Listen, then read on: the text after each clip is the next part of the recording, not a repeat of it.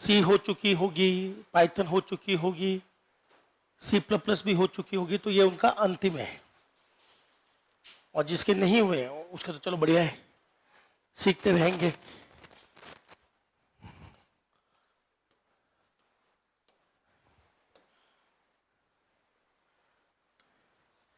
तो आज हम लोग नए पेज से हेडिंग लगा लेंगे जावा। क्या लगाएंगे? जावा। अगर जावा दिमाग में बैठ जाए तो प्राइवेट जॉब भी आपको आराम से मिल जाएगी। सी सीख कर आपको इंडिया में तो जॉब नहीं मिलेगी, पर जावा सीख कर इंडिया में बहुत सारी जॉब है जावा की, दुनिया भर की। आज भी पूरे वर्ल्ड में पाइथन लोग कहते हैं ज्यादा काम आती है, लेकिन इंडिया में आज भी सबसे ज्यादा किस पर काम होता है? जावा। आसान है इसलिए। तो क्या शुरू करें हम लोग? सबसे पहले लिखेंगे इंट्रोडक्शन ऑफ जावा।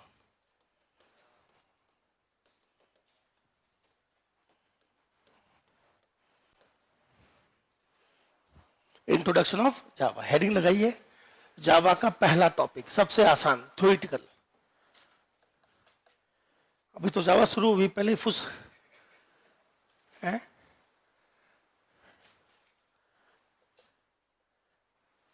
जावा उनके लिए बहुत आसान है जिन्होंने पॉइंटर पढ़ रखा है, क्योंकि पॉइंटर संभाल लिया तो ये तो कुछ भी नहीं है। लाली पानी की बोतल दो ना, थैंक यू। हाँ तो शुरू हो जाओ। जावा के बारे में क्या जानते हैं आप लोग?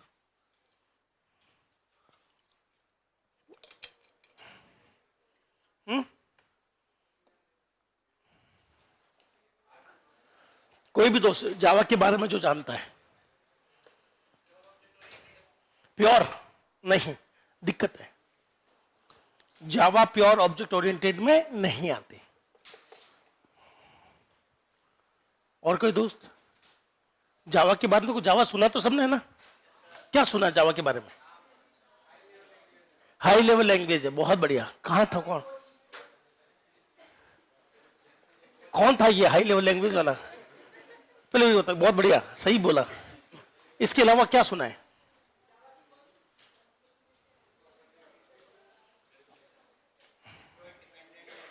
एंड्रॉइड? एंड्रॉइड नहीं बना है। एंड्रॉइड नाम का जो ओएस है, ओएस कभी जावा से बन नहीं सकता। एंड्रॉइड ओएस बना है यूनिक्स के ऊपर। किस पे बना हुआ है? और यूनिक्स किससे बना हुआ है? सी से। अगर मैं आपको नहीं भी बोलूं तो मेरे साथ साथ आप लोग बोलिएगा, दुनिया के सभी ऑपरेटिंग सिस्टम सी से जरूर बनेंगे। हो सकता है कि उसके अंदर हमने C++ डाल दिया हो, लेकिन सी से जरूर बनेगा, ये बात तय है। जावा से नहीं बन सकते।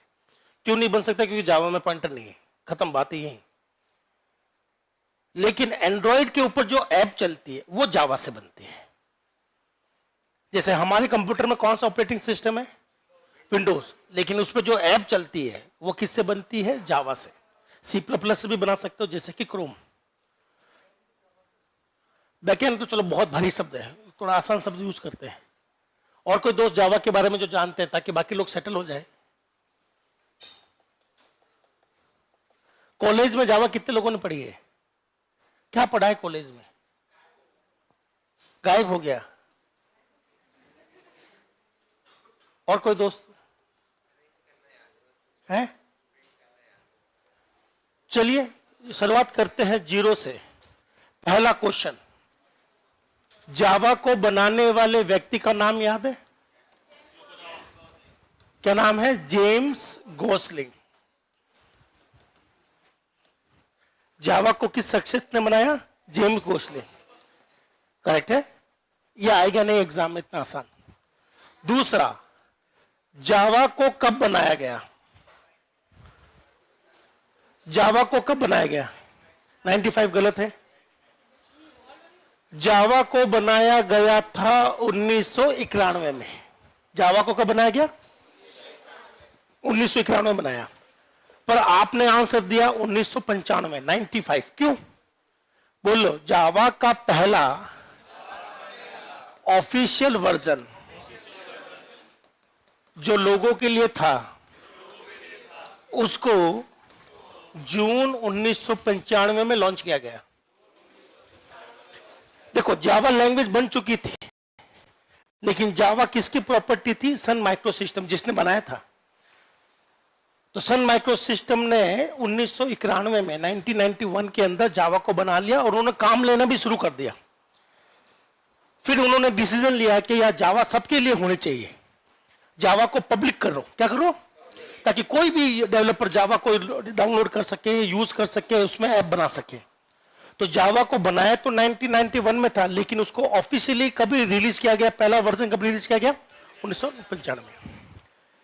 तो अगर आपसे पूछे किस ऑर्गेनाइजेशन, किस कंपनी, किस संस्था ने इसको बनाया, तो उसका नाम क्या है? Sun micro system. किसने बनाया था?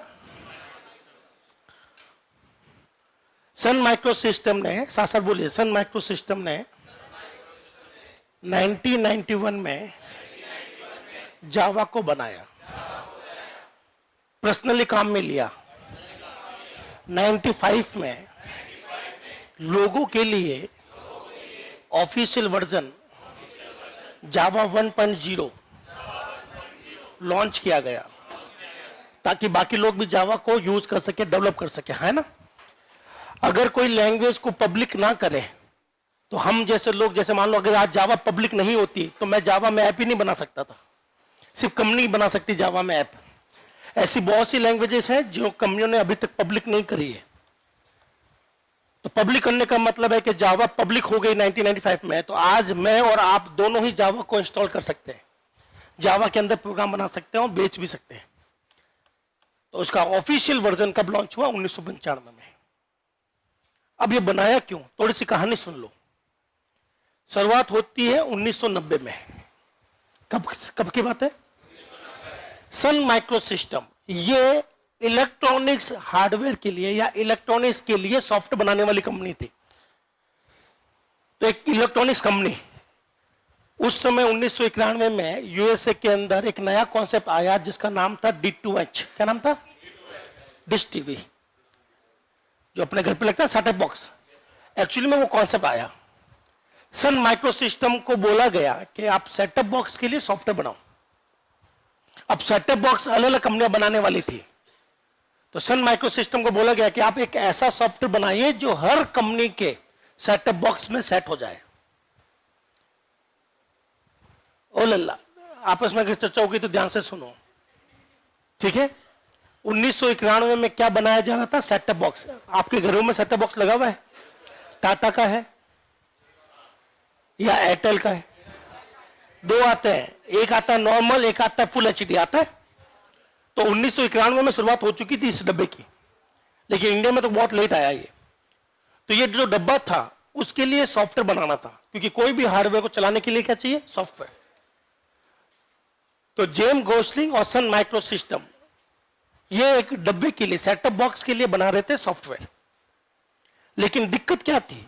अलग अलग कंपनियां अलग अलग सेटअप बॉक्स बना रही थी अपने अपने अलग अलग हिसाब से, पर आज तक ऐसी कोई लैंग्वेज थी नहीं जो एक सिस्टम पर भी चल जाए और दूसरे पर भी आसानी से चल जाए।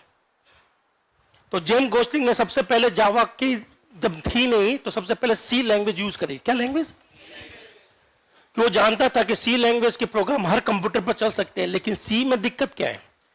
अगर सी का सॉफ्टवेयर एक प्रोग्राम के लिए बन गया, एक कंप्यूटर के लिए बन गया, एक हार्डवेयर के लिए बन गया, तो दूसरे के लिए बनाने के लिए दोबारा उसको डिजाइन करना पड़ेगा, है ना। तीसरे हार्डवेयर के लिए डिजाइन करना पड़ेगा। सी कहती है मैं सब पर चल तो जाऊंगी, पर सबके लिए अलग अलग फाइल बनकर चलूंगी। जेम्स गोसलिंग चाहता था कि फाइल एक बार बने, सॉफ्टवेयर कितनी बार बने? एक बार सॉफ्टवेयर बने और हर तरह के मोबाइल पर चल जाए, हर तरह के सेटअप बॉक्स पर चल जाए। सी ये करने में सक्षम नहीं है। तो मान लो आज हमारे पास में प्ले स्टोर, सबने यूज किया हुआ है। मान लो प्ले स्टोर की ऐप सी से बनती, किससे बनती? तो सबके पास अलग अलग मोबाइल है, अलग अलग कंपनी के, अलग अलग ईयर के, कोई 2015 का भी होगा, कोई 2026 का भी होगा। तो अगर सी से बनता तो आपको पता है वहां पर डाउनलोड में क्या लिखा जाता? आगे नंबर लिखा जाता, मॉडल नंबर, कि मोटरोला के लिए ये डाउनलोड करो, 2026 मोटरोला के लिए ये डाउनलोड करो, वन प्लस के लिए ये डाउनलोड करो, अलग अलग फाइलें होती। तो बहुत दिक्कत हो जाती है, आपको कम से कम 1000-2000 फाइलें ढूंढनी पड़ती, उसमें से अपने मोबाइल को ढूंढो और फिर अपने हिसाब से डाउनलोड करो, अगर सी में होता तो। यही दिक्कत उस समय हो रही थी कि सी में बन तो जाता पर हर सेट टॉप बॉक्स के लिए अलग अलग बनता। जेम गोस्लिन ने कहा कि चलो यार सी तो काम नहीं आएगी, अब ले लेते हैं सी प्लस प्लस। क्या ले लेते हैं? लेकिन C plus plus unsecure language में से एक है, मतलब सी सिक्योर नहीं है और ना ही सी प्लस प्लस सिक्योर है। तो जेम गोस्लिंग ने कहा कि भैया प्रोजेक्ट तो बनाना है, एक ऐसी लैंग्वेज चाहिए जो हर किसी के लिए एक फाइल से चल जाए। तो उन्होंने यूज किया सी सी प्लस प्लस, दोनों से काम बैठा नहीं। तो दुनिया की सबसे पहले सबसे तेज बनने वाली लैंग्वेज थी जावा। जेम गोस्लिंग ने 18 मंथ में जावा बना ले। कितने मंथ में? 18 मंथ में जावा बना ले। और जावा की खास बात है कि दुनिया में कोई भी कंप्यूटर ले आओ आप, जावा की कितनी फाइल बनेगी? एक, और सब पर चलेगी। इसी को कहते हैं write once run anywhere, platform independent. एक बार लिखे बार बार चलाए। तो सब लोग अपने, अगर अभी मैं बोलूं प्ले स्टोर खोल के बैठो तो सबको एक ही फाइल मिलेगी व्हाट्सएप की। कोई भी मोबाइल हो, कितना भी पुराना हो, वो एक ही डाउनलोड करना पड़ता है। तो जब हम लोग सॉफ्टवेयर बनाते हैं जावा के अंदर, तो हमें पहले वो पूछता है कि यार आपको कितने मोबाइल पर चलाना। तो मेरा जो सॉफ्टवेयर है, मेरा वाला खुद का पर्सनल, वो करीबन 9,500, करीबन 9,500 मोबाइल को सपोर्ट करता है। हाँ, किसी के पास में बहुत, मान लो मतलब गांधी जी के टाइम का मोबाइल पड़ा है, तो वो सपोर्ट नहीं करेगा, क्योंकि धीरे धीरे कंपनियां चेंज करती है। तो हुआ ये था कि जेम गोस्लिंग को एक ऐसी लैंग्वेज चाहिए थी ताकि वो क्या कर सके, प्लेटफॉर्म इंडिपेंडेंट बना सके। एक ऐसी फाइल जो दुनिया के हर कंप्यूटर पर चल जाए। ये प्रॉपर्टी आज तक किसी लैंग्वेज में नहीं थी जो जावा में थी। तो यहां से मुझे बताइए जावा को कितने मंथ में बनाया गया? अगर आप मुझसे पूछे डेवलपमेंट टाइम, क्या पूछेंगे? एग्जाम में आ चुका है इसलिए मैं लिख रहा हूं, वरना कोई जरूरत नहीं थी इसकी। जावा को डेवलप करने में कितना समय लगा दोस्तों? 18 मंथ। दुनिया की सबसे तेज बनने वाली लैंग्वेज है। सी को कई साल लगे बनने में, पाइथन को भी कई साल लगे बनने में, पर जावा को बना लिया कितने? 18 मंथ में। यहां तक ठीक है? एक बार इतनी सी जानकारी लिखे, फिर और हम लोग जानकारी देखते हैं। जावा के सारे पॉइंट है, ये सब एग्जामों में आएंगे, अगर एग्जाम बहुत इजी हुआ तो।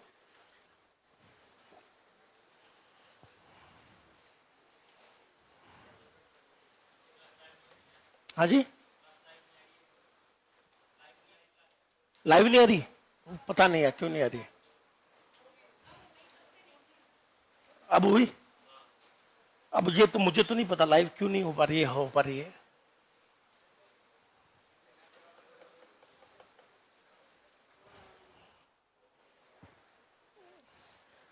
जो लोग लेट आ रहे हैं, क्या वो 7:30 आना, मतलब उनसे पहले आना संभव नहीं है क्या उनके लिए?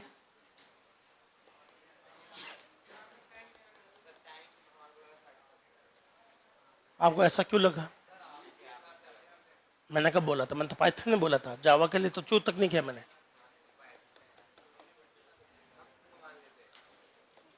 यही तो मरवाता है, एग्जाम खुद ले लेते हो आप, क्या ऐसा होता होगा?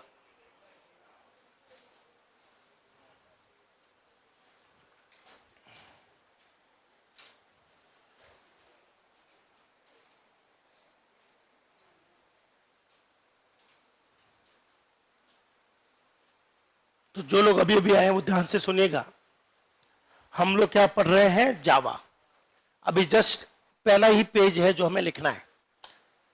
सबसे आसान क्वेश्चन, जावा को किस शख्सियत ने बनाया? James Gosling. जावा को कब बनाया गया? लेकिन उसका ऑफिशियल वर्जन कब लॉन्च हुआ था? 1995। किस संस्था ने बनाया? Sun micro system. जावा को कितने टाइम में बना लिया गया था? 18 मंथ। किसी भी लैंग्वेज के लिए हम लोग ड्यूरेशन कभी नहीं लिखते, पर जावा के लिए इसलिए लिखते हैं क्योंकि ये दुनिया की सबसे तेज, सबसे फास्ट बनने वाली लैंग्वेज में से एक है।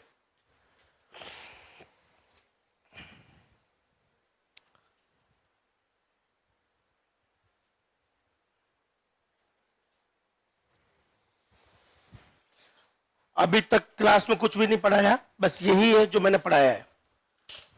ठीक है अभिषेक?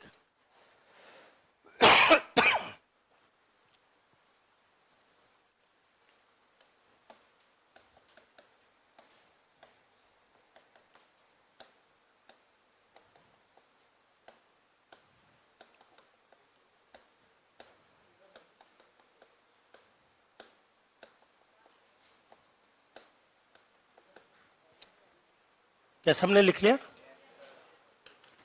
चलो याद कर लेते हैं। जावा को बनाने का मेन कारण था टाइम पास करना, नंबर 2 पोर्टेबल बनाना, नंबर 3 प्लेटफॉर्म इंडिपेंडेंट बनाना।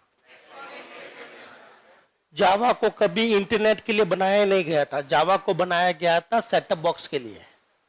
किसके लिए बनाया गया था? ताकि अलग अलग कंपनी के सेटअप बॉक्स पर एक सॉफ्टवेयर चल सके, है ना? जावा नहीं होती तो नेटफ्लिक्स नहीं होता। नेटफ्लिक्स भी जावा से ही बना हुआ है,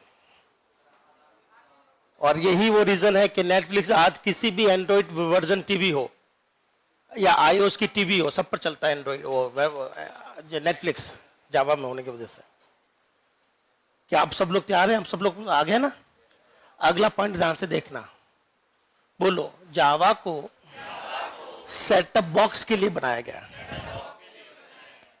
तो अगर हमसे पूछे जावा को डेवलप क्यों किया गया, वाई, किसके लिए डेवलप किया गया, तो बोलो जावा को, लिखना मत, जावा को सेटअप बॉक्स, सेटअप बॉक्स समझते? टीवी सेटअप बॉक्स किसके लिए? के लिए बनाया गया, के लिए बनाया गया। लेकिन ये क्वेश्चन एग्जाम में कभी नहीं आया। क्या आया वो ध्यान से सुनना। सेटअप बॉक्स जिसमें हमें सॉफ्टवेयर डालना था ताकि वो हमारे अलग अलग चैनल को चला सके, हाँ है ना? तो सेटअप बॉक्स को कहते क्या है? सेटअप बॉक्स जैसे कंप्यूटर को क्या कहते हैं? सिस्टम कहते हैं। बहुत बढ़िया, अच्छा लगा। और सुनिए, आपने कभी सुना ऑटोमेटिक एसी? ठीक के सुना है। ऑटोमेटिक टीवी सुना है? नहीं सुना है, चलो कोई बात नहीं। ऑटोमेटिक वॉशिंग मशीन तो कपड़े तो सुना है, महंगी आती, पता है? ठीक है। ऑटोमेटिक माइक्रोवेव ओवन सुना है? ठीक है। तो मुझे बताइए, ऑटोमेटिक आयरन, कपड़ों वाली आयरन सुनिए, ऑटोमेटिक 25,000 की आती है, कितने की? तो मुझे बताइए, क्या आपने इनके बारे में सुना है कि नहीं सुना है? नहीं सुना है। चलो, ये जो एसी देखा है, ये वाला, यही है ऑटोमेटिक एसी। क्या है ये? एक आता था विंडो एसी, क्या आता था? वो ऑटोमेटिक नहीं था, तो उसमें टेम्परेचर के लिए वो घुमटी आती थी, बटन आता था, याद है? रोटेटर आता था, रोटेट करना पड़ता था। क्या इसमें कोई बटन आता है टेम्परेचर के लिए? नहीं आता। तो जाहिर सी बात है कि इसके अंदर, ध्यान से सुनना, इस मशीन को चलाने के लिए रिमोट है और अंदर एक सॉफ्टवेयर डला हुआ है। क्या डला हुआ है? सॉफ्टवेयर डला हुआ है जो इस मशीन को चला रहा है। अभी हमने टेम्परेचर कितना सेट किया है? 16। अब ये लगातार नहीं चलता। अभी मान लो टेम्परेचर 20 है और हमने 16 सेट किया, तो यह हवा ठंडी फेंकेगा, फेंकता रहेगा जब तक कि इसका टेम्परेचर कितना नहीं होता है? 16। जैसे टेम्परेचर 16 हो जाएगा, ये बंद हो जाएगा, ये कूलिंग करना बंद कर देगा, सिर्फ इसका फैन चालू रहेगा। क्या चालू रहेगा? फैन चालू रहेगा। अब थोड़ी देर में वापस 16 का क्या हो जाएगा? 17, ये वापस ऑन हो जाएगा। ये ऑन ऑफ होता रहता है। क्या होता रहता है? ऑन ऑफ होता रहता है। इसीलिए इसका बिल विंडो एसी से कम आता है। ये ऑटोमेटिक है, तो इसके अंदर सेंसर वगैरह लगे हुए हैं। अंदर एक, अगर आप इसको खोल के देखें तो राइट हैंड साइड में मदरबोर्ड भी लगा हुआ है। अब मदरबोर्ड है, हार्डवेयर है, तो कोई ना कोई सॉफ्टवेयर जरूर होगा। यही चीज कहलाती है ऑटोमेटिक। क्या कहलाती है? क्या कह रहे हो? दिखा दे कितने टन का है। अगर जिसको खोल कर देखने की इच्छा है तो आप सभी लोग मिलकर करीबन 1 टन का अगर ये है तो 35,000 रुपए है, तो आज जमा करा दो। मैं पूरा खोल कर इसको दिखा देता हूं, क्योंकि मैंने इसके लिए, मेरा जो लाइफ का पहला प्रोजेक्ट था वो यही था। मेरे लाइफ का पहला प्रोजेक्ट था ऑटोमेटिक एसी बनाना। क्या बनाना? उस समय मैं कंपनी में था, NIIT, और हम लोग एक प्रोजेक्ट बना रहे थे कि मोबाइल के थ्रू एसी को ऑपरेट कैसे करें कहीं और से। आजकल ये हो रहा है ना। इसके शुरुआती दौर में मैं था, फिर मैं किसी वजह से कंपनी छोड़ दी। तो मुझे बताइए, जो आपके सामने लिखा हुआ है automatic AC, washing machine, oven, automatic TV, ध्यान से सुनना, आपके घरों में वो एंड्रॉइड टीवी है क्या भैया?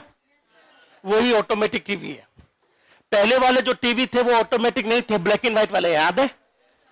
अभी जो आते हैं टीवी, उसके अंदर सॉफ्टवेयर भी आता है, नेटफ्लिक्स आता है, यूट्यूब आता है, अमेजॉन प्राइम आता है। तो बोलो, हर कोई मशीन अगर वो स्वचालित है, उसके दो कारण है, या तो उसमें किसी की आत्मा है या उसमें कोई सॉफ्टवेयर है। आपने देखा होगा भूत की मूवी के अंदर के रात को टीवी ऑटोमेटिक चालू हो जाती है ना। उसी तरह से उसको ऑन ऑफ करने के लिए या तो कोई आत्मा डाल दो, नहीं तो कोई सॉफ्टवेयर डाल दो, सॉफ्टवेयर भी उसको ऑटोमेटिक बनाएगा। तो अगर मैं किसी भी मशीन में सॉफ्टवेयर डाल दूं तो वो मशीन हो जाती है ऑटोमेटिक। इस तरह की मशीन को क्या कहते हैं? स्वचालित मशीन। बहुत बढ़िया। इसके अलावा बोलो। चलो, फंडामेंटल में आता एक शब्द आएगा, ध्यान से सुनना। बोलो, ऐसे कंप्यूटर, बोलो ऐसी मशीन जिसमें कंप्यूटर हो। बोले तो थोड़ा सा क्या हो? हार्डवेयर, और थोड़ा सा क्या हो? सॉफ्टवेयर। ये आप कह सकते हो ऐसी मशीन जिसको कौन चला रहा हो? सॉफ्टवेयर। कौन चला रहा हो? सॉफ्टवेयर। कैसे चलाएगा? सॉफ्टवेयर को कुछ हार्डवेयर चाहिए होगा ना, वो हार्डवेयर इसको मशीन को कंट्रोल करेंगे। तो बोलो, ऐसा मशीन या कंप्यूटर का संयोजन एम्बेडेड कंप्यूटर कहलाता है। एम्बेडेड मतलब होता है जुड़ा हुआ। तो जब कंप्यूटर मशीन से जुड़ता है तो उसको क्या बोलते हैं?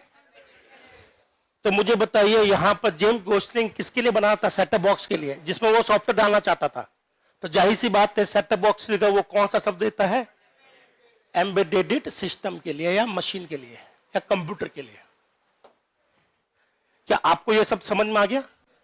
नहीं आया तो मेरे साथ साथ एक नोट लिखिएगा, साथ साथ बोलो, मशीन और कंप्यूटर के संयोजन को, या मशीन और सॉफ्टवेयर के संयोजन को एम्बेडेड कंप्यूटर कहा जाता है। ये नोट लिख लेना अगर आपको एम्बेडेड कंप्यूटर के बारे में नहीं पता है तो। चलो लिख लो कि जावा को क्यों बनाया गया था, किसके लिए बनाया गया था? एम्बेडेड कंप्यूटर के लिए। अलग अलग तरह के कंप्यूटर पर एक लैंग्वेज चल सके।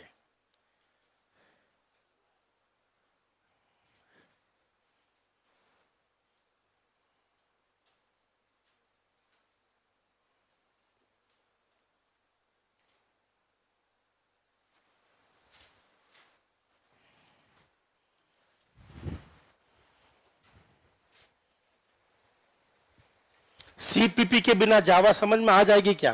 कोई फर्क नहीं पड़ता। मुझे बताइए, जावा की किस किताब में लिखा हुआ है कि इससे पहले सी प्लस प्लस पढ़ना चाहिए? नहीं लिखा हुआ है, कोई फर्क नहीं पड़ता। आप बस सी पढ़कर दुनिया की कोई भी लैंग्वेज पढ़ सकते हैं। हाँ, जो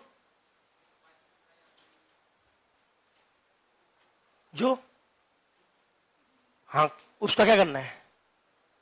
नहीं पढ़ा हुआ तो पढ़ेंगे जावा में। तो जावा उपस्थित तो है, वही तो पढ़ाऊंगा मैं आपको जावा। तो आपको क्या लगा मैं छोड़ने वाला हूं उप्स? हाँ, iOS ऑपरेटिंग सिस्टम है ना, जावा से नहीं बनता। नहीं, एप्पल ने मना कर रखा है। एप्पल ने बोला साहब, अगर मेरा कोई है ओएस, या तो मैं ऑब्जेक्टिव सी को यूज करूंगा, जो कि बंद हो गई। अब आती है स्विफ्ट लैंग्वेज। कौन सी आती है? वो अलग ही कंपनी है, फर्जी। नेक्स्ट टाइम नाम मत लेना। तो बताइए, जावा को किस कंप्यूटर के लिए बनाया गया? किस तरह के कंप्यूटर के लिए? एम्बेडेड। कब बनाया गया? किस कंपनी ने बनाया? अब हुआ ये कि 1991 के अंदर सन माइक्रो सिस्टम ने जावा तो बना ली, पर जावा को सुपर फ्लॉप घोषित कर दिया गया। क्यों? क्योंकि जावा जिन सेटअप बॉक्स के लिए कर रही थी, वो सेटअप बॉक्स तो बहुत ही पुराने थे, लेकिन जावा बहुत ज्यादा एडवांस थे उनसे। तो सोचो, लैंग्वेज इतनी गजब की थी, लेकिन सेटअप बॉक्स कंपनियां ही बंद हो गई। वही प्रॉपर हार्डवेयर नहीं बना पा रही जावा के हिसाब से। तो अल्टीमेटली जावा 2-4 साल बंद रही। फिर आया इंटरनेट का दौर। किसका दौर आया? अब इंटरनेट में मुझे बताइए कि इंटरनेट पर अलग अलग तरह के कंप्यूटर जुड़ते हैं या एक तरह के? तो एक क्वेश्चन आपके लिए, इंटरनेट पढ़ लिया ना आप लोगों ने? नेटवर्किंग पढ़ ली क्या? कोई बात नहीं, इंटरनेट चलाया तो है? हाँ, ये मत बोलना नहीं चलाया। बताइए, मेरे पास एक शब्द है ओपन सिस्टम। क्या है? एक है क्लोज सिस्टम। क्या है? बताइए, इंटरनेट किस में आता है? ओपन सिस्टम है इंटरनेट या क्लोज सिस्टम है? कैसे पता चलता है कि इंटरनेट ओपन सिस्टम है? बोलो, ऐसा सिस्टम जिसमें अलग अलग कंप्यूटर हो। कैसा हो? उसे क्या कहते हैं? Open system. बोलो, ऐसा सिस्टम जिसमें अलग अलग कंप्यूटर हो या अलग अलग सिस्टम हो तो क्या कहलाता है? ओपन। और अगर सेम सिस्टम या सेम कंप्यूटर हो तो क्लोज सिस्टम। तो थोड़ा सा एक हमें कॉन्सेप्ट सीखना है, वो कॉन्सेप्ट है ओपन सिस्टम का और क्लोज सिस्टम का। बोलो, ऐसा सिस्टम, मैं लिख देता हूं आपके लिए। बोलो, ऐसा सिस्टम जिसमें जिसमें सभी डिवाइसेस, सभी कंप्यूटर्स एक जैसे हो। एक जैसे, वो क्या कहलाता है? क्लोज। बोलो, ऐसा सिस्टम, जो लोग पीछे बैठे हैं शायद बोल नहीं पा रहे हैं, बोलो, ऐसा सिस्टम जिसमें अलग अलग डिवाइसेस या कंप्यूटर हो। ऐसे सिस्टम को क्या कहते हैं? Open system. तो बताइए, ओपन सिस्टम का एग्जाम्पल क्या है? ओपन सिस्टम का एग्जाम्पल है इंटरनेट। क्या है? इंटरनेट पर अगर एक तरफ आपके हाथ में मोबाइल है ना, तो बताइए, गूगल वाले भी आपको रिप्लाई करते हैं। गूगल सबने चलाया है। तो जब आप लोग गूगल पर सर्च करते हो 2026 की बेस्ट मूवी, तो आपको क्या लगता है? गूगल के पास में मोबाइल लेके बैठे हैं आपको रिप्लाई करने के लिए? क्या लेके बैठे हुए? सर्वर को गोली मारो। ये कौन बोलता है सर्वर बार बार? सर्वर कोई चीज नहीं है दुनिया में। कौन सा कंप्यूटर उनके पास में? Super computer. क्या है? सुपर कंप्यूटर से। हर वो कंप्यूटर जो दूसरे कंप्यूटर को डाटा देता है वो सर्वर है। पर वो सर्वर कैसे बनाते हैं? सुपर कंप्यूटर से। राजस्थान यूनिवर्सिटी से कितने लोग पास आउट है? आरयू से। आरबीएससी से कितने लोग पास आउट है? क्या आपने कभी 10वीं 12वीं का अपना रिजल्ट चेक किया है? कभी चेक किया है? मुझे बताइए, जिस दिन रिजल्ट आता है रोल नंबर डालते ही खुल जाता है? क्योंकि बोलो, उनका जो सर्वर है वो पीसी से बनवाया हुआ है। डायलॉग का आता है इतना सा, आईबीएम का सर्वर आता है, पीसी के साथ कनेक्टेड रहता है। उसमें डली हुई वेबसाइट जो एक साथ में 100-200 लोगों को सपोर्ट करता है। पर जिस दिन रिजल्ट आता है वहां लाखों लोग एक साथ कूद पड़ते हैं भाई, ओवरलोड हो जाता है। क्या हो जाता है? और वो संभाल नहीं पाता, इसलिए आपका रिजल्ट खुलता नहीं है। हाँ है ना? क्या गूगल के साथ ऐसा होता है? क्यों? गूगल के पास सुपर कंप्यूटर है। गूगल छोड़ो, अपने पास में पाकिस्तान के पास एक ही सुपर कंप्यूटर है जो मेरे नॉलेज में। लेकिन इंडिया में करीबन कहते हैं, एग्जैक्टली किसी को पता नहीं, 2000 से ज्यादा सुपर कंप्यूटर है। जिसमें एशियन पेंट नाम सुना कंपनी का, उसके बाद खुद का सुपर कंप्यूटर बड़ा है। अब यहां पर पेंट वाली कंपनी के पास भी सुपर कंप्यूटर है। कभी सर्च करना, मैंने पढ़ा है, रिसर्च करिए। एशियन पेंट खुद का सुपर कंप्यूटर है उनके पास। ठीक है ना? तो ध्यान से सुनना। तो क्या इंटरनेट के लिए सारे कंप्यूटर एक जैसे होना जरूरी है, अलग अलग? चलिए, ये तो आपने इसका एग्जांपल दे दिया, ये सबको लगभग पता था। मुझे क्लोज सिस्टम का एग्जांपल दे दो, मैं फिर इस टॉपिक को खत्म करूं, फिर वापस आते हैं जावा पर। नहीं, इंटरनेट में कोई जरूरी नहीं है कि सारे कंप्यूटर एक जैसे हो। एक है आपके नॉलेज में पर याद नहीं आ रहा है। हाँ भैया, कम से कम नेटवर्किंग वाले कितने लोग पर हो चुकी है, ईमानदारी से बताइएगा। हाँ, आप तो बताओ। सबसे पहला इंटरनेट में यही तो चीज पढ़नी होती कि इंटरनेट क्लोज सिस्टम में आता है या ओपन सिस्टम में आता है। तो फिर क्लोज में कौन आता है? इंटरनेट नहीं आता। नहीं, लेन भी नहीं आएगा। लेन के लिए कोई जरूरी नहीं कि दोनों पीसी हो, नहीं।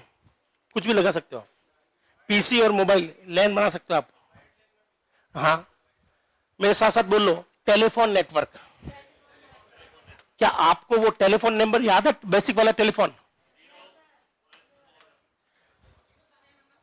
टेलीफोन नेटवर्क याद है?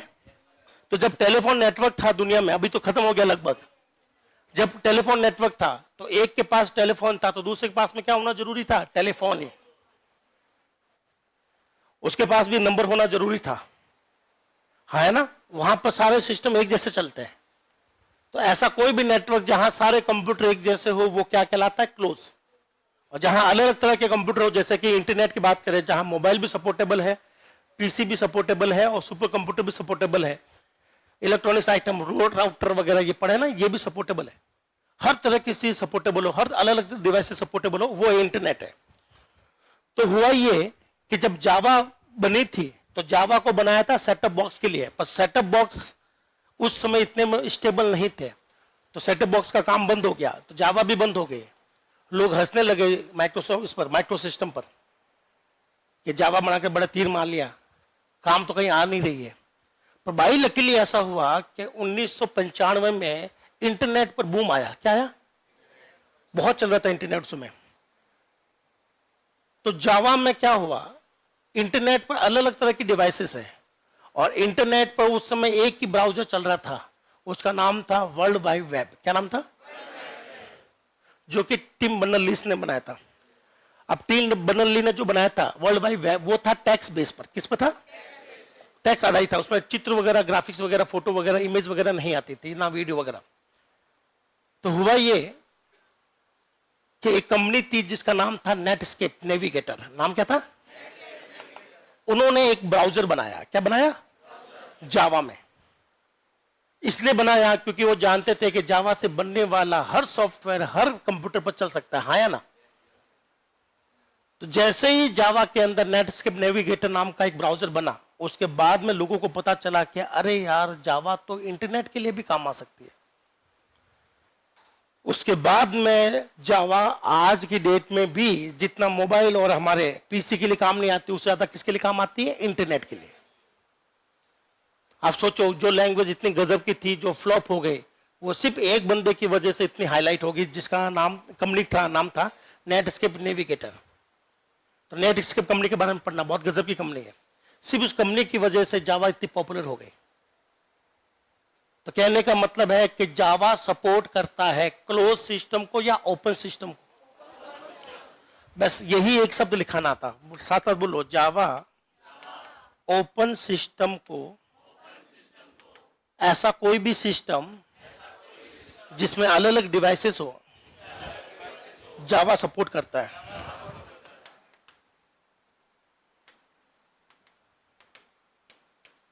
क्या आपको ये वाली लाइन क्लियर होगी? लिख लीजिए, जावा ओपन सिस्टम को सपोर्ट करता है। ये बहुत बड़ा बात है। बोले तो इंटरनेट को सपोर्ट करता है। जावा को इंटरनेट के लिए नहीं बनाया गया था, पर अभी इंटरनेट में ही काम आ रहा है।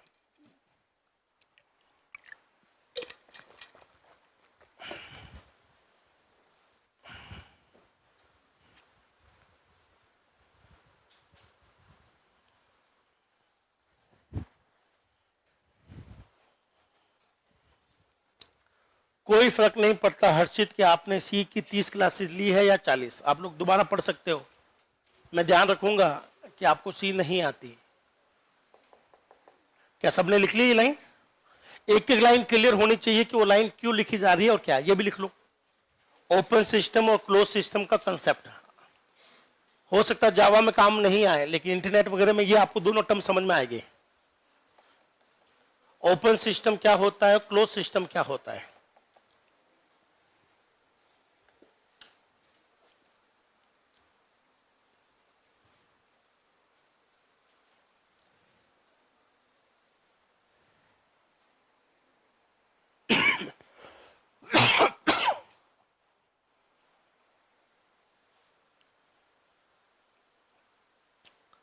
Telephone network, pager network. कभी किसी ने पेजर चलाया? पेजर, हाँ, जो पुष्पा मूवी में दिखाया गया था पेजर। हाँ आप लोग उसमें थे, आप तो जैन जी में आ रहे, सॉरी। तो हमने चलाया पेजर, तो अगर एक जने के पास पेजर है तो अगले के पास में पेजर ही होना चाहिए, तभी वो एक दूसरे को मैसेज ट्रांसफर कर सकते हैं। तो वो भी क्या था, आपका क्लोज सिस्टम। आपने किसी ने वॉकी टॉकी सुना है क्या? पुलिस वालों के पास जो होता है वो भी क्लोज सिस्टम का एग्जाम्पल है। अगर आप आर्मी में कोई बिलोंग करता है या आर्मी में आपने कोई मूवी देखी है, तो एक के पास वॉकी टॉकी है तो दूसरे के पास मोबाइल फोन नहीं होगा, वॉकी टॉकी ही होगा। वो क्लोज सिस्टम का एग्जाम्पल है, जहां सारी डिवाइसेज एक जैसी हो। कभी पुलिस वालों के पास में देखना, उनके पास हमेशा वॉकी टॉकी रहता है। उनको मत कहते हैं वॉकी टॉकी फोन नंबर तो मैं भी कॉल करता हूं, ठीक है ना। अगर आप वॉकी टॉकी से बात करना चाहते हैं तो आपके पास भी वॉकी टॉकी ही होना चाहिए। फैक्स मशीन भी क्लोज सिस्टम का एग्जाम्पल है, बहुत अच्छे। अभिषेक पारिक, अभिषेक कह रहे हैं फैक्स मशीन भी ऐसी होती है, अगर एक के पास फैक्स मशीन है तो दूसरे के पास भी फैक्स मशीन होनी चाहिए, तभी काम बैठेगा। बिल्कुल सही एग्जाम्पल है।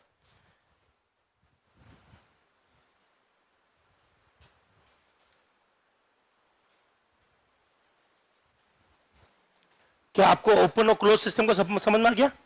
बस हमारी एक ही लाइन काम की थी, जावा किसको सपोर्ट करता है? ओपन। और जो ओपन को सपोर्ट करता है वो क्लोज को भी सपोर्ट करेगा। क्या यहां तक ठीक है? तो बताइए जावा को कब बनाया गया? सबने लिख तो लिया ना? किस कंपनी ने बनाया? बोलो। 2010 में ओरेकल कंपनी ने सन माइक्रो सिस्टम को खरीद लिया।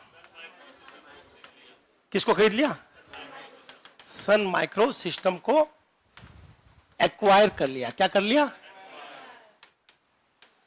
इसका मतलब है कि आज की डेट में कोई भी कंपनी सन माइक्रो सिस्टम नाम से है ही नहीं। इसका मतलब है कि जावा आज की डेट में किसके पास में है? ओरेकल। अभी हाल ही में 2024 में एक एग्जाम था जिसमें पूछा गया जावा का डेवलपमेंट किस कंपनी के हाथ में है? अभी सन माइक्रो सिस्टम खत्म हो गई, इसको किसने खरीद लिया? ओरेकल ने। अब कुल मिलाकर जावा को कौन मेंटेन कर रहा है? ओरेकल। बोलो, जावा को ओरेकल कंपनी द्वारा मेंटेन किया जाता है। इसका कौन सा वर्जन आएगा, कौन सा वर्जन नहीं आएगा, है ना, किसमें क्या जुड़ेगा, ये सब कौन कर रहा है आज की डेट में? और ये कब की बात है? 10 की। लिख लो, सिंगल लाइन लिखो। और हालांकि एक क्वेश्चन अभी एग्जाम में आया था, अभी 2024 में कोई एग्जाम था कि जावा को किसके द्वारा मेंटेन किया जा रहा है। लोगों ने आज भी वो लिख के आया सन माइक्रो सिस्टम। गलत है। सन माइक्रो सिस्टम नाम का अब कोई कंपनी नहीं है अस्तित्व में। किस जमाने में थी, अब इसने ओरेकल ने खरीद ली।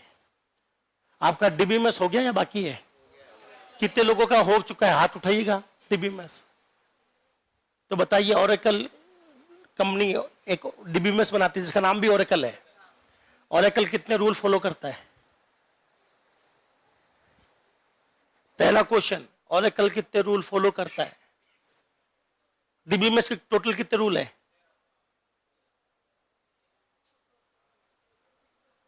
डीबीएमएस के रूल कितने हैं टोटल? अरे नहीं, वो तो प्रॉपर्टी है। कोर्स रूल ओरेकल कितना फॉलो करता है?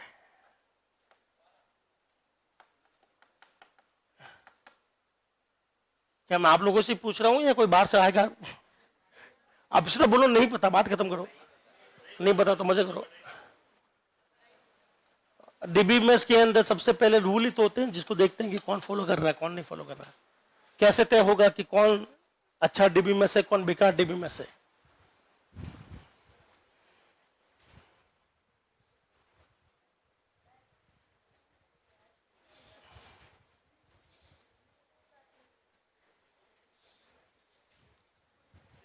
सहवाग C++ बाद में पढ़ लेंगे, पहले जावा पढ़ लेते हैं।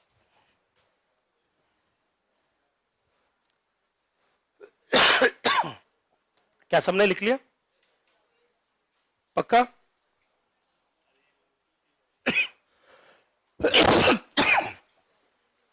चलिए, अब मैं लिखवाने वाला हूं जावा की प्रॉपर्टीज। क्या लिखवाने वाला हूं?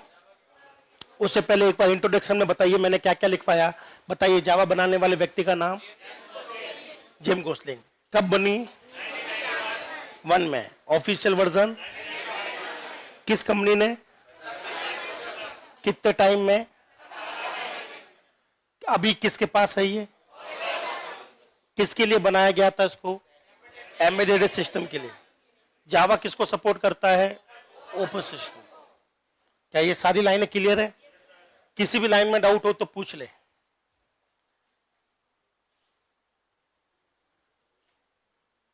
नहीं है तो आगे बढ़े हम लोग।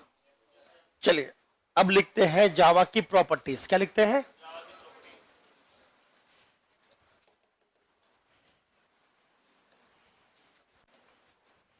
बोलो। जावा की प्रॉपर्टीज को बजवर्ड भी कहते हैं, मतलब मुख्य बातें। जावा की मुख्य बातें। सबसे पहली प्रॉपर्टी,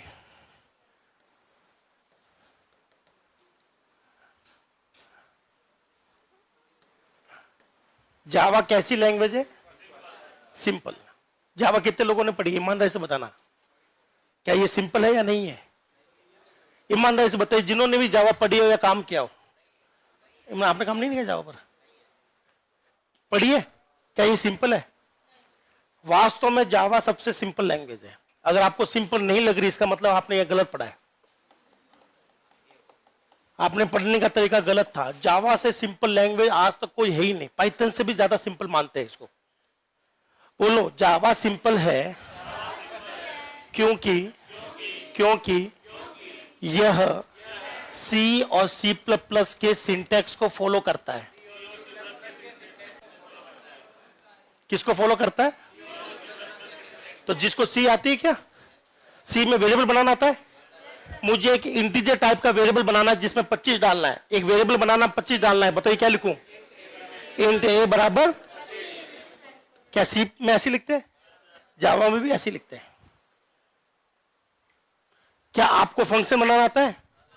बताइए। फंक्शन बनाने के लिए एक तो क्या चाहिए? नाम। नाम मैंने ले लिया, हेलो। आगे क्या चाहिए? पैरेंथेसिस। फिर क्या चाहिए? यहां क्या लेते हैं? रिटर्न वॉइड ले लूं, पैरामीटर खाली छोड़ दूं। जावा में ऐसे बनता है। तो जिसने भी सी या सी प्लस प्लस कोई भी एक लैंग्वेज सीख ली, उसके लिए जावा क्या हो जाएगी? सिंपल। नहीं है तो जावा में दिक्कत आएंगे आपको। तो बताइए जावा सिंपल क्यों है? सी और सी प्लस के सिंटैक्स को फॉलो करता है। दूसरा, बोलो। जावा सिंपल है क्योंकि सी और सी प्लस प्लस के डिफिकल्ट कॉन्सेप्ट को छोड़ देती है। क्या करती है? छोड़ देती है। बताइए सी में सबसे डिफिकल्ट टॉपिक क्या था? पॉइंटर। जावा में नहीं है, पॉइंटर को छोड़ दिया। और सी में सबसे मुश्किल टॉपिक क्या है? चलिए मैं आपको बताता हूं सी का मुश्किल टॉपिक क्या है। पॉइंटर तो है ही है। दूसरा मुझे बताइए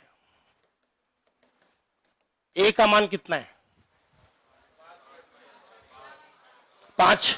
ए का मान कितना है सी में? सी में 5 है। हाँ है ना? पर जावा में क्या है? एरर।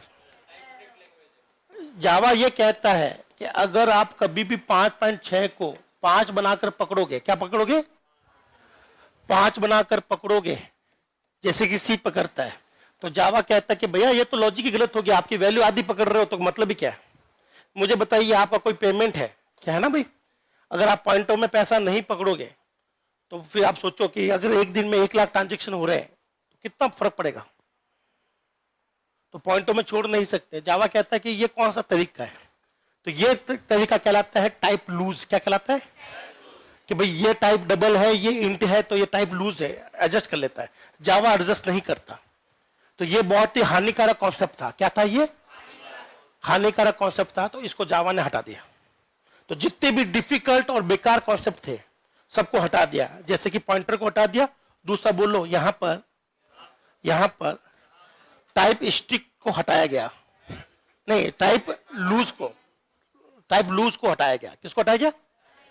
सी टाइप लूज है। इसका मतलब जावा कैसी है? टाइप स्ट्रिक्ट है। क्या है? वो टाइप का बहुत ध्यान रखती है।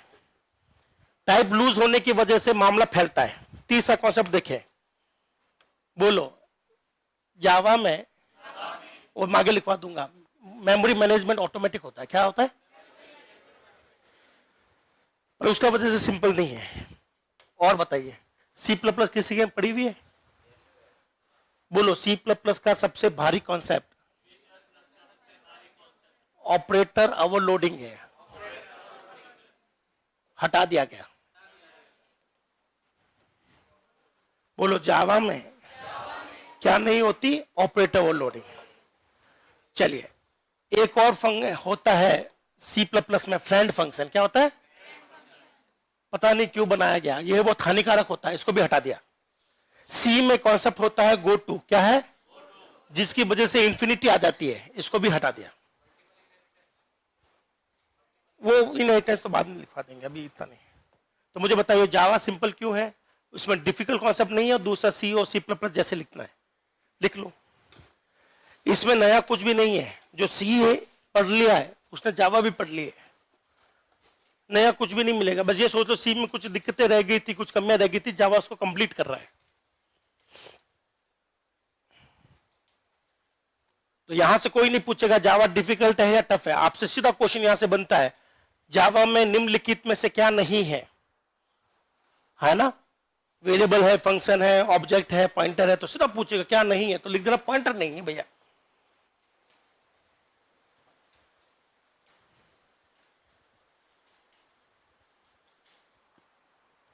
तो ये कॉन्सेप्ट याद रखिएगा,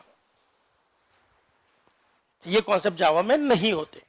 मेन मेरा मकसद यही था आपको लिखवाना। जावा सिंपल है, ये हमारे काम का कॉन्सेप्ट नहीं है। काम का कॉन्सेप्ट है कि जावा में क्या क्या चीजें नहीं है जो सी और सी प्लस प्लस में थी, जो डिफिकल्ट थी या जो बेकार थी, उसको हटा दिया गया। बहुत अच्छे अभिषेक।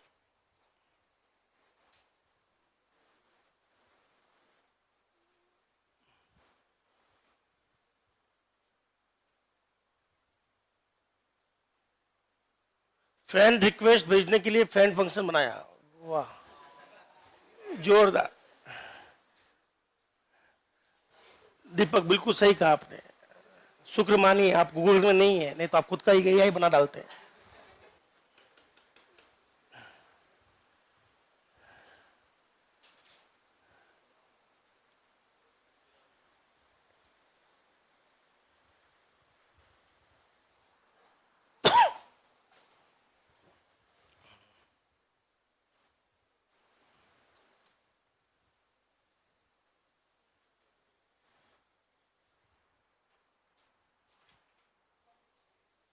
क्या सबने लिख लिया? तो बस इतना सा याद रखना, जावा में क्या क्या नहीं है। पॉइंटर नहीं है, टाइप लूज नहीं है, ठीक है, टाइप लूज होना ये जावा में नहीं होता। ऑपरेटर ओवरलोडिंग नहीं होता, फ्रेंड फंक्शन नहीं होता, गो टू नहीं है, कॉन्स्ट नाम का कंसेप्ट भी नहीं है, ठीक है ना, कॉन्स्ट भी नहीं है। यहां पर होता है फाइनल। क्या होता है? और एक है मल्टीपल इनहेरिटेंस। लिख लो, आगे और लिखवा दूंगा।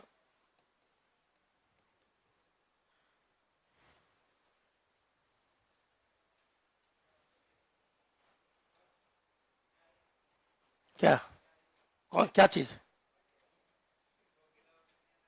हाँ तो छोड़ो ना, है ही नहीं तो क्यों पढ़ना है? जो सिलेबस में नहीं उसको पढ़ोगे क्या? ये तो लिखना है नहीं ये चीज। नहीं चाहते क्या हो? मैं आपको ऑपरेटर ओवरलोडिंग कराऊं? तो है ही नहीं कुछ, जब भी तो छोड़ रहे हैं। अगर होता तो मैं पढ़ा देता। मल्टीपल,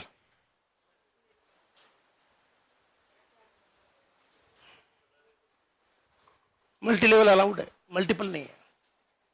आ जाएंगे भाई। आप ये क्यों चाहते हो कि मैं एक दिन में पूरी जावा पढ़ा दूं? ऑपरेटर ओवरलोडिंग, फ्रेंड फंक्शन, सारा हो जाएगा ना सी में या सी प्लस प्लस में। सब्र रखे। तो मुझे याद करके बताइए जावा में क्या क्या नहीं है। पॉइंटर नहीं है, ये याद रखना, बहुत बार एग्जाम में आ चुका है। नंबर, टाइप लूज नहीं है, मतलब उल्टा बोलिए, जावा कैसी लैंग्वेज है? Type strict.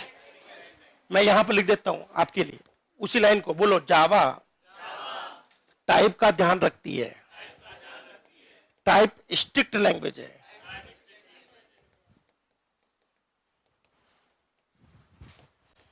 टाइप लूज नहीं करती जावा। जावा टाइप का बहुत ध्यान रखती है। टाइप लूप करने का मतलब है मेमोरी खराब कर देना। अच्छा ये मिट गया, लिख लो, टाइप स्ट्रिक्ट लैंग्वेज है। आगे कोडिंग में मैं समझा दूंगा टाइप स्ट्रिक्ट कहां पर है। नहीं होती है, होती है, टाइप कास्टिंग होती है, पर टाइप लूज नहीं करेगा, वो लॉस नहीं करेगा, टाइप लॉस। चलिए वापस याद करो, पॉइंटर नहीं है, टाइप लूज नहीं है, और ऑपरेटर ओवरलोडिंग नहीं है, फ्रेंड फंक्शन नहीं है, गो टू नहीं है, कॉन्स्ट नहीं है, मल्टीपल इनहेरिटेंस नहीं। ठीक है, दूसरा और कोई जावा की प्रॉपर्टी किसी को याद है?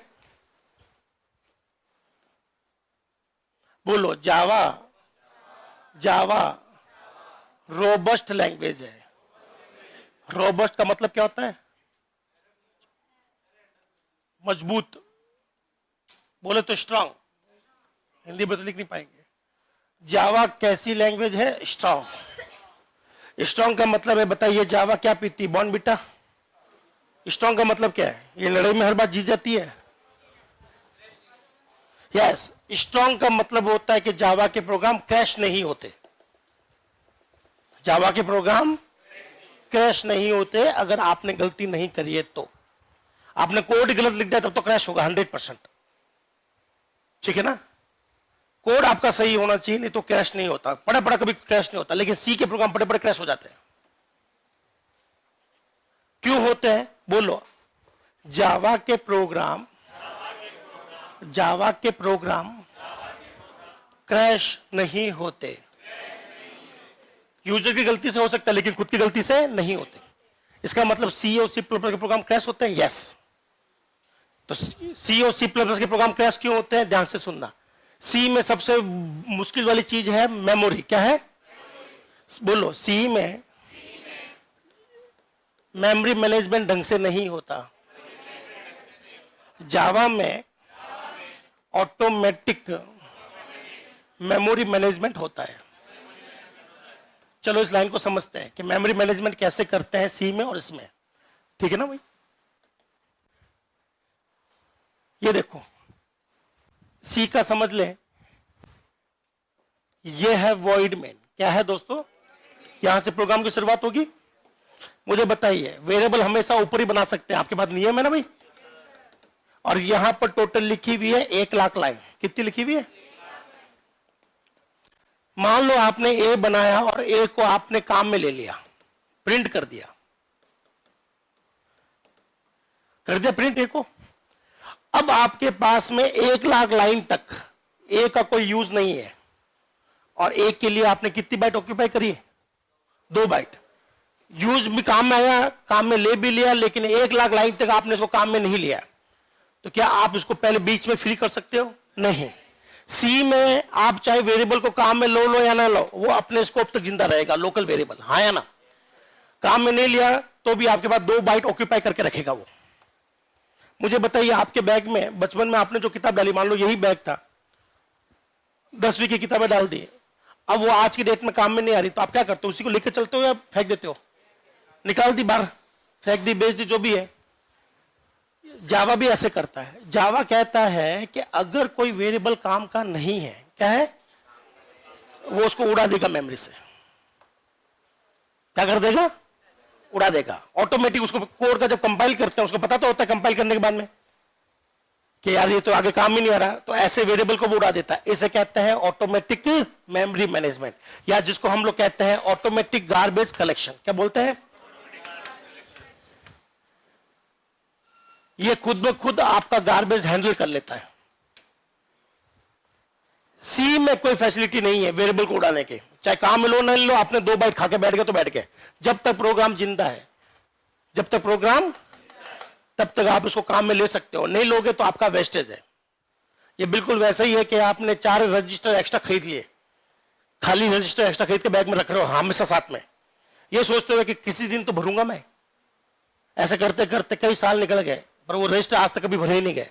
वो रजिस्टर ऐसे लेकर ढो रहे हैं आप लोग। इससे प्रोग्राम की एफिशिएंसी क्या होती? कमजोर। जावा कहता है नहीं, मैं सारा ऑटोमेटिक मैनेज करूंगा। बोलो, जावा ऑटोमेटिकली वेरिएबल को डिलीट करता है। इसको कॉन्सेप्ट को क्या कहते हैं? ऑटोमेटिक मेमोरी मैनेजमेंट या गार्बेज कलेक्शन। क्या आपको ये कॉन्सेप्ट क्लियर हुआ? लिख लो। नहीं, गार्बेज कलेक्शन लगे है, गार्बेज वैल्यू का रूल नहीं है, गार्बेज कलेक्शन का है। मैं आपके लिए लिख देता हूं। बोलो, ऐसे वेरिएबल जो काम में नहीं आ रहे,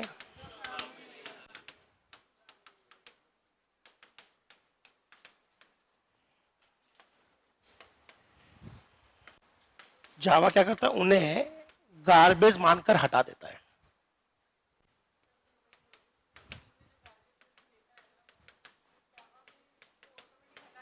नहीं, वैल्यू नहीं।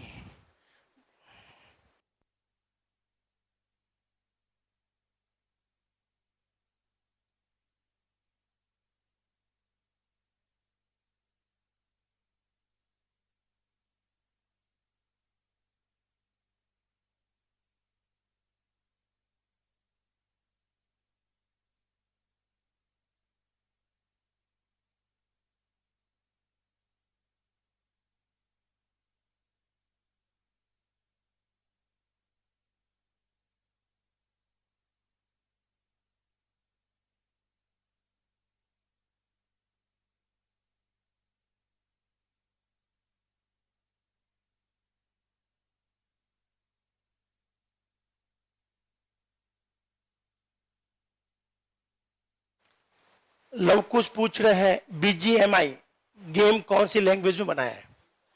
मुझे नहीं पता दोस्त, पर्टिकुलर मुझे कोई नहीं पता कि कोई गेम किस में बना है। मैंने सारे गेम नहीं खेलता हूं मैं, लेकिन मैं आपको बता सकता हूं कि गेम जावा से भी बनते हैं। ठीक है,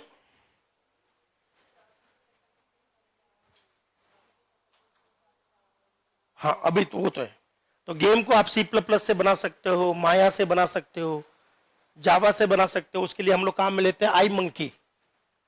किसी ने सुना है आई मंकी? गेम बनाते जावा के अंदर, आई मंकी प्लेटफॉर्म होता है हमारे पास। पर मुझे स्पेसिफिकली नहीं पता कि बीजीएमआई किस में बना है या लूडो किस में बना हुआ है। बीजीएमआई तो छोटा गेम है, लूडो बड़ा गेम है।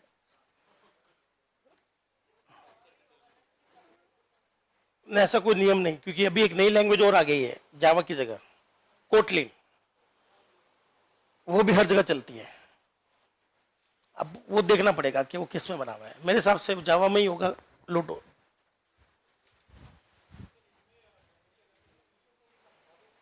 हाँ, हटा देगा।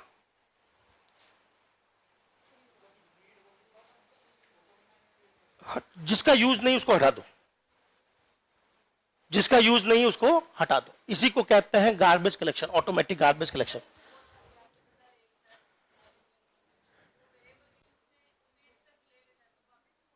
नहीं, ये देखे ध्यान से, आगे सबने लिख तो लिया ना?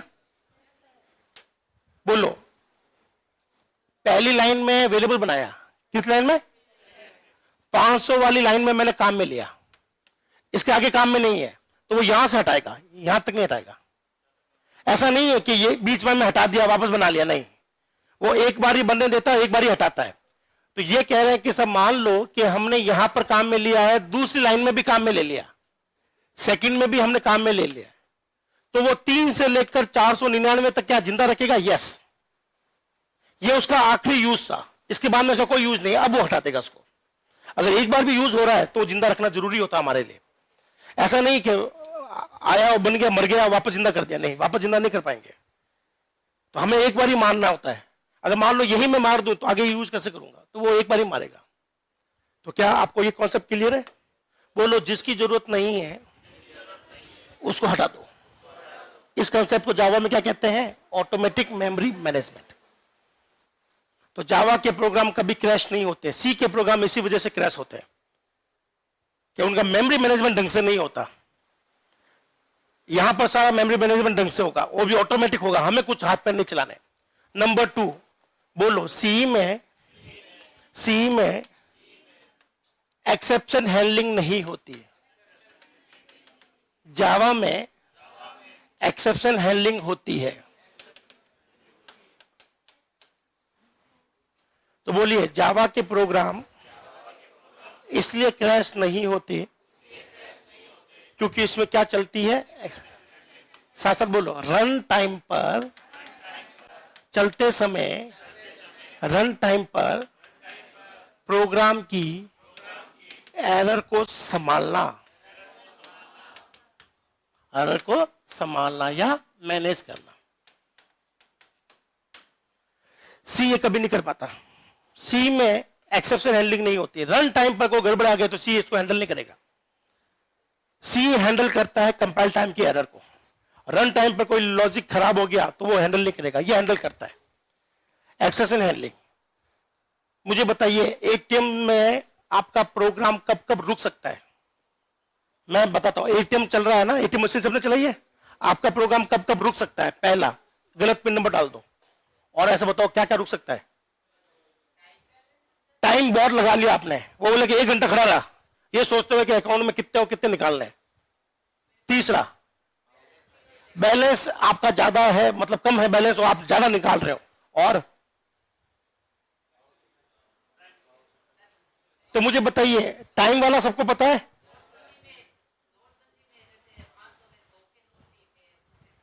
मान लो आपको 2,000 रुपए चाहिए, क्या चाहिए? 1,500 रुपए चाहिए, और हमारी मशीन में सिर्फ 2,000 के नोट डले हुए हैं। मान लो अभी तो बंद हो गए, कल्पना करो कि साहब नोटबंदी के समय 2,000 के नोट डाल दिए हमने, हमें किसी को 1,500 निकालना और एटीएम मशीन में है ही नहीं 100 के नोट या 500 के नोट, तो क्या 2,000 दे देगा आपको? वो भी गड़बड़ है। तो बोलो, ऐसी गड़बड़ कि नोट अवेलेबल नहीं होना, टाइम पर वैल्यू नहीं डालना, सी नहीं संभाल पाता, ये संभाल देगा। तो बोलो, रन टाइम पर एरर को संभालना क्या कहलाता है? हमारा पूरा जावा में चैप्टर आएगा, अच्छे से पढ़ेंगे हम लोग कोडिंग के थ्रू। नहीं, सी के अंदर वो फैल जाता है,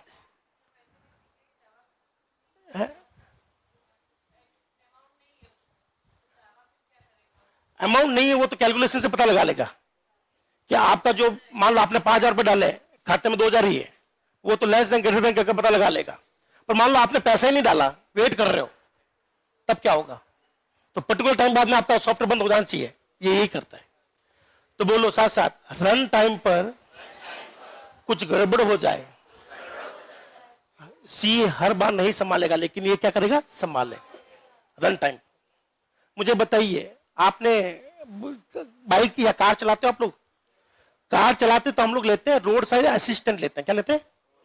अगर मान लो मैं किसी लंबे ट्रिप पर जा रहा हूं, पेट्रोल खत्म हो जाए, गाड़ी खराब हो जाए, अगर मेरे पास में वो रोड असिस्टेंट है, मैं फोन कर दूंगा, मैं दुनिया में कहीं पर भी हूं, मैं दुनिया तो छोड़ो इंडिया में कहीं पर भी हूं, मुझे हाथा सर्विस मिलेगी, हाँ है ना?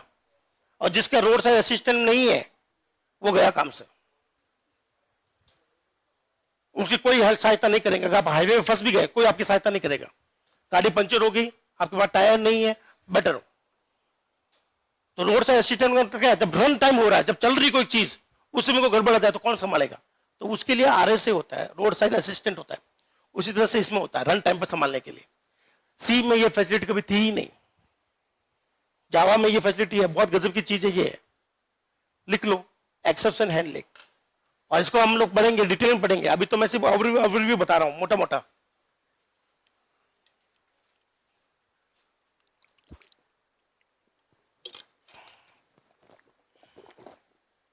बिल्कुल सही है।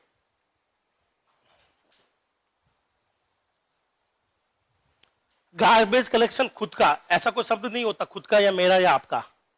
अभिषेक, गार्बेज कलेक्टर जो है एक छोटा सा प्रोग्राम है जो मेमोरी को फ्री करता है, उसका खुद का होना या नहीं होना जरूरी नहीं है। तो जावा के प्रोग्राम क्रैश नहीं होते हैं, पहला रीजन है कि जावा के अंदर क्या नहीं है? पॉइंटर, वो तो आप जानते ही है। जावा के अंदर मेमोरी मैनेजमेंट बहुत अच्छे से होता है। दूसरा, जावा के अंदर रन टाइम पर हैंडल संभालने के लिए क्या कॉन्सेप्ट दिया गया है? ओएस किस किस का हो गया है? 2-4 लोगों का हुआ ओएस।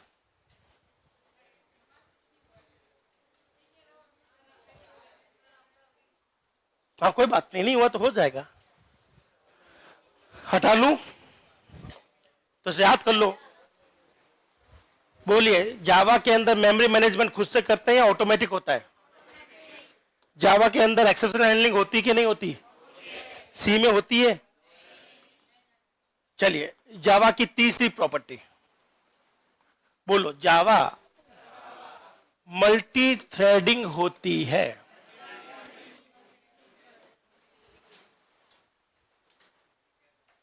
मल्टी थ्रेडिंग को हम लोग कई बार कहते हैं कौन करेंसी। क्या कहते हैं? मल्टी थ्रेडिंग को ही कौन करेंसी कहते हैं।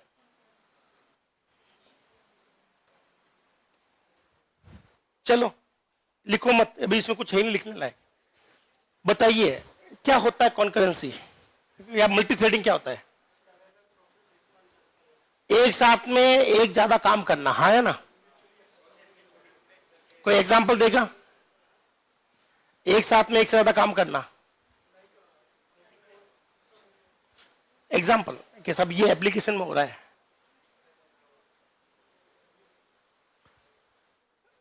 मुझे बताइए, मल्टी थ्रेडिंग ये सब किसने सुना है? कितने लोगों ने सुना? ईमानदारी से हाथ खड़ा करो। क्या मतलब है इसका मुझे बताइए, क्योंकि ये मेरा टॉपिक नहीं है, ये ओएस में आता है। छोटे छोटे प्रोग्राम, एग्जांपल बताइए, बाकी लोगों को नहीं समझ में आ रहा है छोटे छोटे प्रोग्राम कैसे क्या? ठीक है, बहुत बढ़िया। हाँ अच्छा, दोनों एक साथ हो जाएंगे, तब तो शेयर मेमोरी की दिक्कत नहीं आएगी। ये दिखाता हूं, बोलो, एक बड़े सॉफ्टवेयर में छोटे छोटे काम का होना, दो बड़े सॉफ्टवेयर चलाना मल्टीटास्किंग होता है। तो मैं आपके लिए ओएस का कॉन्सेप्ट क्लियर कर देता हूं। बोलो, मल्टीटास्किंग। सभी लोग साथ साथ दोहराना, ये एग्जाम में आएगा आपके, पता है ना आपको? एक क्वेश्चन मैं आपको पहले बता देता हूं, आपके ओएस में छपेगा। Multitasking, multi programming, multi processing. Specially multitasking और मल्टी प्रोग्रामिंग में फर्क पूछेगा वो, ठीक है ना? तो इसको बहुत अच्छे से सुनना। मल्टी प्रोग्रामिंग मैं आपको नहीं पढ़ाऊंगा, अभी मल्टीटास्किंग में ध्यान देंगे हम लोग। साथ साथ बोलो, मल्टीटास्किंग का मतलब एक ही समय में एक से ज्यादा सॉफ्टवेयर, प्रोग्राम, प्रोसेस इत्यादि को चलाना। सॉफ्टवेयर बोलो, प्रोसेस बोलो या प्रोग्राम बोलो, इसी को कहते हैं। क्या आपने कभी ऐसा किया है? एग्जांपल देखना। क्या आपने कल रात को यही हुआ होगा कि आपने अपने मोबाइल में आधी स्क्रीन पर क्या खोल रखा होगा, और साथ साथ में आप लोग क्या देख रहे थे? जियो हॉटस्टार। मैच भी देख रहे थे, चैटिंग भी चल रही थी। क्या आप दो काम एक साथ कर सकते हो अपने मोबाइल में? पक्का? अगर किसी के पास स्पॉटिफाई है, क्या है? स्पॉटिफाई है, तो ऐसा संभव है कि मैं स्पॉटिफाई पर गाने भी सुन रहा हूं, साथ साथ में व्हाट्सएप पर चैटिंग भी कर रहा हूं। ऐसा हो सकता है क्या दोस्त? एक साथ में दो काम हो सकते हैं? क्या ऐसा हमारे कंप्यूटर में हो सकता है कि मैं यहां पर ब्राउजर भी चला लूं और एक साथ में एमएस वर्ड भी चला लूं, यूट्यूब पर गाने चला लूं ब्राउजर के अंदर, फिर मैं एमएस वर्ड में गाने सुनूं, गाने क्या काम करूं? दो काम हो सकते हैं। इस कंसेप्ट को क्या कहते हैं? सारा खेल यहां है। बोल लो, एक से ज्यादा सॉफ्टवेयर या प्रोसेस या प्रोग्राम को चलाना, ठीक है ना भाई? तो सॉफ्टवेयर बहुत बड़ा कंसेप्ट है। जब एक सॉफ्टवेयर या एक प्रोग्राम चलता है तो सिंगल टास्किंग, और एक साथ दो प्रोग्राम चले तो उसी का ये भाई होता है मल्टी थ्रेडिंग। ये गजब का है। बोलो, एक ही सॉफ्टवेयर में या प्रोसेस में या प्रोग्राम में एक से अधिक छोटे छोटे काम करना। यहां कितने सॉफ्टवेयर की बात हो रही है? एक, और उसी के अंदर एक से ज्यादा काम करना एक साथ में। एक ही सॉफ्टवेयर में एक से अधिक छोटे छोटे काम एक साथ करना या एक ही समय पर करना।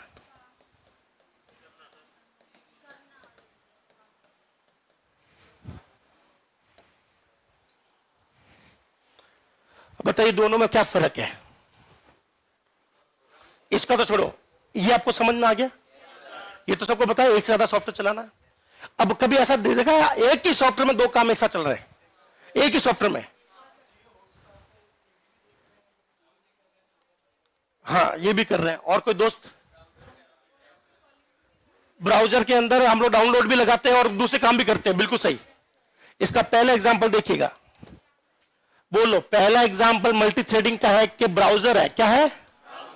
ब्राउजर में आपने क्या लगा रखी है? डाउनलोडिंग। क्या लगा रखी है?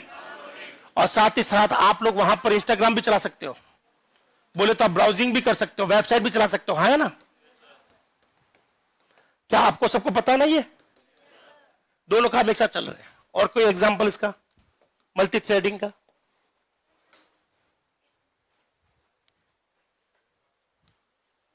हाँ जी,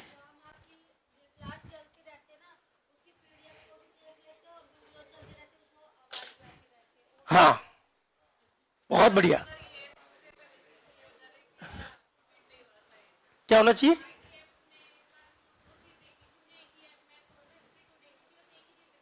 एक ही चीज दिखा रहा। हाँ, कुछ सॉफ्टवेयर ऐसे डिजाइन करते हैं हम लोग जो मल्टी थ्रेडिंग नहीं होते या मल्टी टास्किंग को सपोर्ट नहीं करते। ठीक है ना? मैं दिखाता हूं आपको प्रैक्टिकली मल्टी थ्रेडिंग। ये देखिए दोस्त, ओ लाली, ये देखो, ये देखिए, आपको एक साथ में एक ही सॉफ्टवेयर के अंदर छोटे छोटे कई सारे काम हो रहे हैं। क्या आपको देखना है ये सारे काम एक साथ में? बोलो दिस जब मैं टाइपिंग कर रहा हूं तो पीछे 4-5 छोटे छोटे काम हो रहे हैं। पहला काम है पहले अक्षर को बड़ा करना। देखना हो, क्या ये टी बड़ा हो गया? क्या इस बार बड़ा हुआ? दिस, बोलो दिस इज माई। जैसे मैंने इज लिखा तो एक जना है जो क्या चेक करता है? स्पेलिंग। क्या चेक करता है? एक जना स्पेलिंग चेक करता रहता है, एक जना ये चेक करता रहता है कि छोटा कौन बड़ा कौन है, कोई अक्षर छोटा करना है या बड़ा करना है, हाँ है ना? एक जना यहां पर सिंबल बना रहा होता है, बोलो डैश डैश टिक। तो किसी को लाइन खींचनी, बोलो डैश डैश डैश एंटर, ये लाइन खींच दी। तो हम लोग सिर्फ टाइपिंग कर रहे हैं, टाइपिंग करते करते बाकी वाले छोटे छोटे काम भी हो रहे हैं। पहला स्पेलिंग चेकिंग बोलते रहो, केस चेकिंग, है ना? दो तो आपको दिखा दिए। बोलो ऑटो शेप। चौथा देख लीजिए, बोलो वेडनेसडे की स्पेलिंग क्या है? एन। बोलो 4 अक्षर लिखने पर क्या आ गया यहां पर? Suggestion, auto suggestion. चौथा काम। कितने काम है? तो बताइए कितने अक्षर लिखने जरूरी है? 4। स्पेलिंग मिस्टेक भी चेक कर रहा है, छोटा बड़ा भी कर रहा है, ऑटो शेप बना रहा है, ऑटो सजेशन दे रहा है। जैसे मैंने अपना मेन काम रोका, ये भी रुके। अभी ये एक भी काम नहीं चल रहा, ना ये ऑटो सजेशन कर रहा है ना कोई बात। जैसे ही मैं टाइप करना शुरू करता हूं ये बाकी वाले काम शुरू करेगा। इसी को कहते हैं कॉनकरेंसी। क्या कहते हैं? जैसे कि मैं लिखता हूं तो आप मेरे साथ साथ लिखते हो, जब मैं लिखना छोड़ देता हूं तो आप भी लिखना छोड़ देते हो। यही चीज कहलाती है कॉनकरेंसी। क्या कहलाती है? तो बोलो एक ही सॉफ्टवेयर में छोटे छोटे कामों को थ्रेड कहते हैं। क्या कहते हैं? थ्रेड्स। बताइए यहां पर कौन कौन से थ्रेड्स हैं? पहला स्पेलिंग चेक, दूसरा केस चेक, तीसरा ऑटो शेप, चौथा ऑटो सजेशन। ये चारों चीजें एक साथ चलती रहती। बोलो मेन काम के साथ साथ, मेन काम क्या है? टाइपिंग या राइटिंग, है ना भाई? जब तक मैं नहीं कर रहा हूं तब तक ये भी नहीं कर रहा। बोलो अब नीचे देखते रहना, यहां पर क्या दिख रहा सबको? नहीं दिख रहा। बोलो जीरो शब्द। फिर मैं लिख रहा हूं दिस इज, देखो नीचे बढ़ रहा है। बोलो माई क्लास, क्लास। क्या आपको नीचे शब्द दिख रहे हैं बढ़ते हुए? जिसको नहीं पता ध्यान से बोलो कि यहां पर टोटल कितने शब्द आ गए? 3। तो 5वां थ्रेड है काउंटिंग। क्या है? इसे कहते हैं वर्ड काउंट। क्या कहते हैं? ये आपका पेज मापेगा, आपका पैराग्राफ माप लेगा, सब कुछ मापता रहता है। तो आप जानते हो एमएस वर्ड में एक साथ में कितने थ्रेड चलते हैं? 52। कितने चलते हैं? एक साथ में 52 थ्रेड चलते हैं, जिसमें से मैंने अभी 5-6 बताए आपको। इसमें और भी बहुत सारे होते हैं। तो जब हम लोग कोई भी मेन काम कर रहे हैं और जैसे मैंने काम छोड़ा, सारे थ्रेड चुपचाप बैठ गए। जैसे मेरा मुख्य काम चलेगा, बाकी थ्रेड भी चलना शुरू करेंगे। मैं रुकूंगा, वो भी रुक गए। तो मुझे बताइए, ये मल्टीटास्किंग है या मल्टी थ्रेडिंग है? मल्टी थ्रेडिंग है। और अगर मैं आपको बोलूं कि मैं एमएस वर्ड चल रहा है, चलने दो, यहां पर मैं क्या करता हूं, हम लोग चला लेते हैं क्रोम। क्या चला लेते हैं? चलेगा ना कि नहीं चलेगा? अभी बताइए एक साथ कितने काम चल रहे हैं? 2 चल रहे हैं। यहां पर आप लोग काम कर लो, वहां पे भी काम कर लो, दोनों जगह चल रहे हैं। ये मल्टी थ्रेडिंग है या मल्टीटास्किंग है? वो देखो भाई आ गया एक और, एक काम और शुरू हो गया। बोलो, अलग अलग काम एक साथ करना मल्टीटास्किंग, और एक ही काम के अंदर छोटे छोटे काम का होना मल्टी थ्रेडिंग। हाँ जी,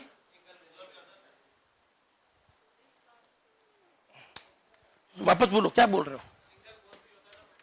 हाँ, सिंगल थ्रेड भी हो सकता है, मल्टी थ्रेड भी हो सकता है, वो तो बनाने वाले के ऊपर है। हम लोग मल्टी थ्रेड बनाना ज्यादा पसंद करते हैं। वो तो अपन जैसा बनाना चाहे बना सकते हैं, पर जावा सपोर्ट करता है। सी में चाहकर भी ये वाली फैसिलिटी नहीं है। सी में चाहकर भी एक साथ में 2 काम नहीं करवा सकते। सीपीयू कोर नहीं, वो फिर अलग डिस्कस, वो मल्टी प्रोग्रामिंग आ जाएगा। बोलो, एमएस वर्ड में ऑटो करेक्शन, ठीक है। एक है केस, ऑटो केस। क्या कहते हैं? बोलो, auto spell check, spell and grammar check. ये सब क्या चलते हैं? एक साथ। चलो लिख लो। तो क्या दोनों शब्द में फर्क पता चल गया? चलिए, वीएलसी प्लेयर किसने चलाया क्या? या आपने कोई म्यूजिक प्लेयर चलाया कभी? तो म्यूजिक प्लेयर में कितने काम एक साथ हो रहे हैं जानते हो? चलो मैं एक गाना बताता हूं। मान लो कोई गाना चला रहा हूं, पर मेरे पास वीडियो नहीं है, तब तक यहां पर कोई छोटे मोटे एनिमेशन आता ना, एनिमेशन भी आना होता है, गाना भी चल रहा होता है। जैसे जैसे बीट आती है उसके हिसाब से वो ऊपर बढ़ता रहता है। तो क्या 2 काम एक साथ नहीं हो रहे? गाना भी चल रहा है और एनिमेशन भी आ रहा है, हाँ है ना? आप चाहो तो इसको एनिमेशन को रोक दो, चाहो तो चलने दो। और भी है आगे ऑटो प्ले लिस्ट। जैसे स्पॉटिफाई यही तो करता है, आपकी प्ले लिस्ट को चेक करता रहता है कि आपने क्या गाना सुन रहे हो। किशोर कुमार सुन रहे हो तो वो आगे गाना वाला तय कर लेता है कि अगला गाना रफी का ही आएगा, है ना? तो आपके पास में एक, बोलो, एक ही सॉफ्टवेयर में छोटे छोटे काम का एक साथ में होना क्या है? Multi threading.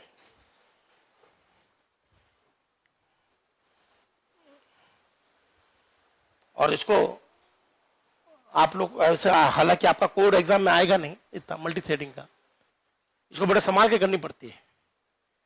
बिल्कुल गेम के अंदर भी मल्टी थ्रेडिंग होती है, बिल्कुल सही कहा।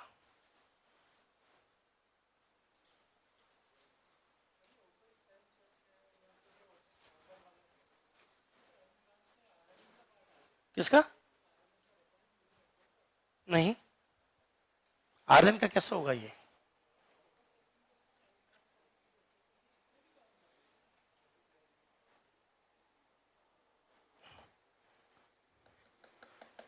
थोड़ा और सोचो उसमें।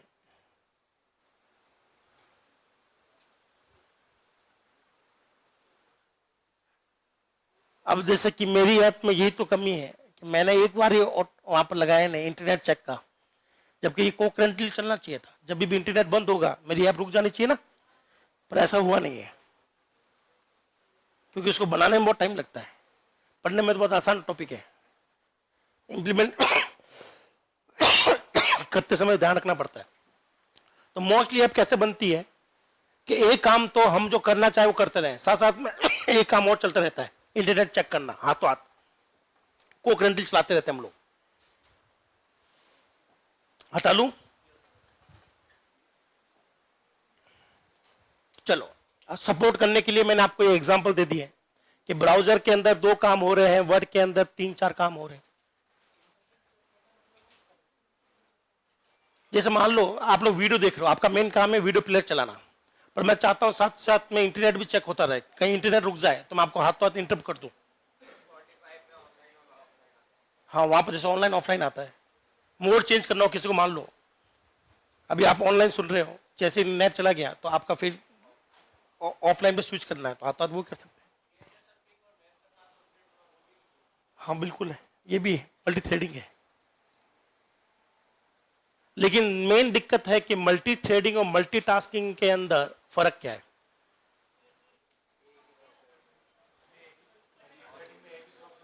हाँ, बस एक ही सॉफ्टवेयर की बात हो रही है, उसमें मल्टीपल काम है तो मल्टी थ्रेडिंग, और अलग अलग काम हो तो अलग अलग सॉफ्टवेयर तो मल्टीटास्किंग। जैसे लड़कियों का दिमाग क्या होता है, मल्टीटास्किंग होता है या मल्टी थ्रेडिंग होता है? लड़कों का दिमाग और लड़कियों का दिमाग, लड़कियां बताएंगी आपका दिमाग कैसे काम करता है, मल्टीटास्किंग या मल्टी थ्रेडिंग? मल्टीटास्किंग। मुझे बताइए, कोई लड़की गाड़ी चलाते चलाते फोन पे बात करते करते पान थूक सकती है? गाड़ी चला रहे हो, फोन, 3 काम एक साथ चल रहे, गाड़ी चल रही है, फोन पे बात चल रही है, बीच बीच में थूकना भी होता है, क्या कर पाओगे कि नहीं कर पाओगे लड़कियां? तो बताइए, लड़के क्या होते हैं? मल्टीटास्किंग। लड़के क्या है? क्या वो मल्टी थ्रेडिंग है? नहीं, कौन चीज? अब क्यों दिल पे ले रहा हो? मैंने कोई गलत भावना पर ठेस मार दिया है? हाँ, खाना बनाना मल्टी थ्रेडिंग में आता है कि यहाँ पर एक तरफ रोटियां भी बेल जा रही है, यहाँ पर सब्जी कट रही है, खाना पक रहा है, वो एक ही किचन का काम है। बच्चे को कौन समझ, लात मारते हैं आजकल तो सीधा भाग यहाँ से। मैं जानता हूं कैसे संभालते बच्चे। मैंने आज तक किसी भी लेडी को नहीं देखा कि बच्चे को यहाँ कंधे पर टांग कर लक्ष्मी बाई की जैसे खाना बना रही हो। ज्यादा चूचा करता है बच्चा, उसके पापा दोनों बाहर जाओ। ऐसा कुछ नहीं होता है, ये ना मुझे बेवकूफ मत बनाया करो, काम करते करते बच्चे संभाल लेते हैं। मैं तो ये देखा है कि अगर बच्चा चूचा कर रहा था, फोन नहीं पकड़ाते, पापा को पकड़ाओ, नहीं तो काम करते नहीं, बोलो हमसे काम हो ही नहीं, हम तो मल्टीटास्किंग है ही नहीं। चले आ जाओ मल्टीटास्किंग वाले लड़के लोग, एक ही समय में एक से ज्यादा काम करना। वो बिगड़े नहीं बिगड़े वो मेरी इशू नहीं है। हाँ बोलो। अच्छा, लिखना बाकी है, मैं बस याद करने का तरीका बता रहा था। लड़कों को क्या, कोई भी काम को लेकर, एक काम को लेकर पता कौन को करना क्या। लड़कियों के एक ही काम के अंदर 4 दिमाग चलते हैं। मल्टीपल टैब, हाँ मल्टीटास्किंग नहीं, मल्टी थ्रेडिंग है, मल्टीपल टैब खोलना। उसके लिए अलग बना लेते हैं ताकि हर कोई अलग इसको हैंडल करे। अलग प्रोसेस होता है इसके अंदर, बनता ना पीसीबी बनता है ना, वैसे टीसीबी बनता है, थ्रेड कंट्रोल प्रोसेस ब्लॉक, अलग थ्रेड बन जाता है।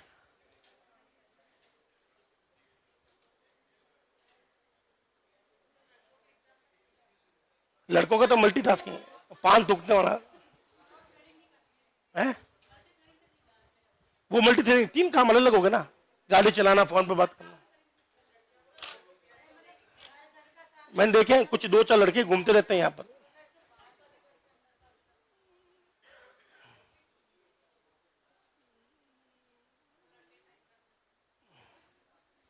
नहीं, ये मुद्दा नहीं है लड़कों लड़कियों का, देखा जाए तो लक्षण दोनों में नहीं है। तो ऐसा मत समझो कि लड़के ज्यादा इंटेलिजेंट है या लड़के ज्यादा इंटेलिजेंट है, लक्षण किसी में नहीं है। स्पेशली है, अगर लक्षण होते तो पहली बात आप इंसान नहीं होते है, ठीक है?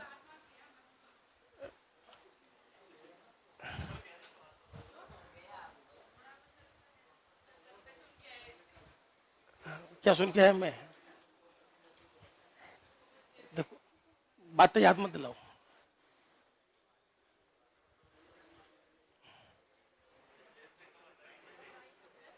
हटा लू क्या?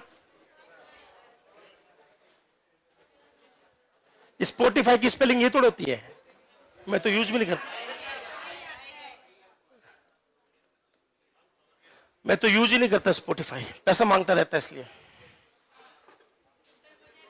अपन फ्री में काम चलाते हैं।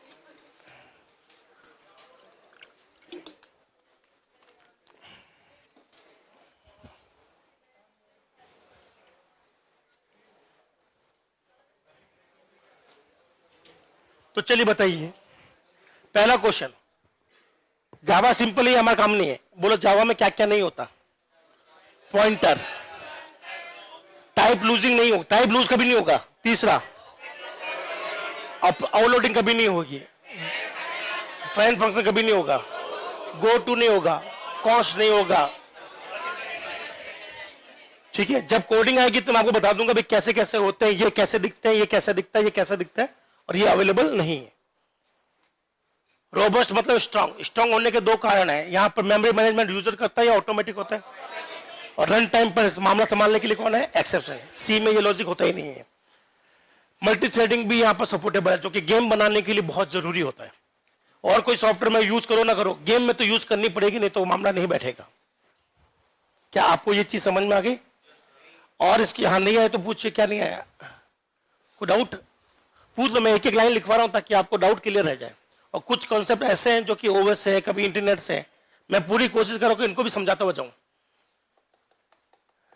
और कोई डाउट हो तो पूछ ले दोस्त, सीधा एक लाइन लिखते हैं, एक पेज लिखते हैं, फिर इसमें डाउट पूछ लो। हालांकि उम्मीद कम है इस टॉपिक से क्वेश्चन आ जाए, पर इजी क्वेश्चन अगर आने का है तो वो यही टॉपिक उनके लिए अच्छा है।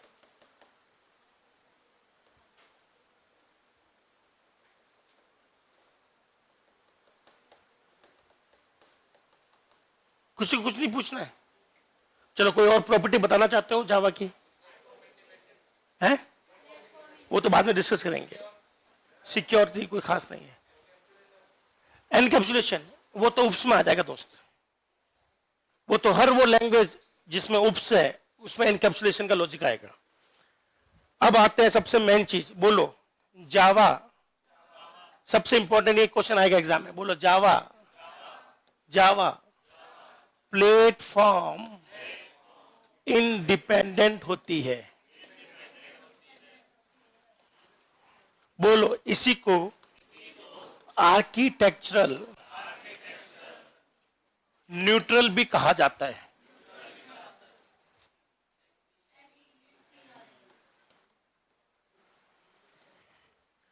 हेडिंग लगाइए, प्लेटफॉर्म इंडिपेंडेंट या आर्किटेक्चर न्यूट्रल। इसका मतलब क्या है ये भी समझ ले, और यहां से क्वेश्चन आने के चांस है दोस्त, इसलिए ये प्रॉपर्टी ध्यान से समझना। नहीं समझ में आया तो 4 बार पूछ लेना, एक एक लाइन थोड़ी गौर से लिखना।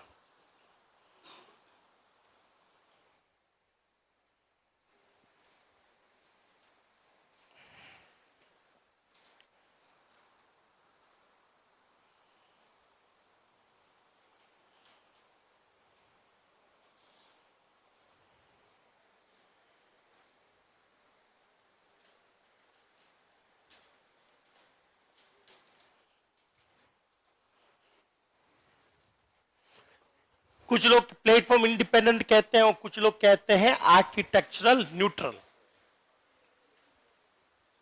बोलो इसका मतलब जावा के प्रोग्राम किसी प्लेटफॉर्म पर या किसी आर्किटेक्चर पर डिपेंड नहीं करते। पर ये प्लेटफॉर्म है क्या? किसे कहते हैं प्लेटफॉर्म?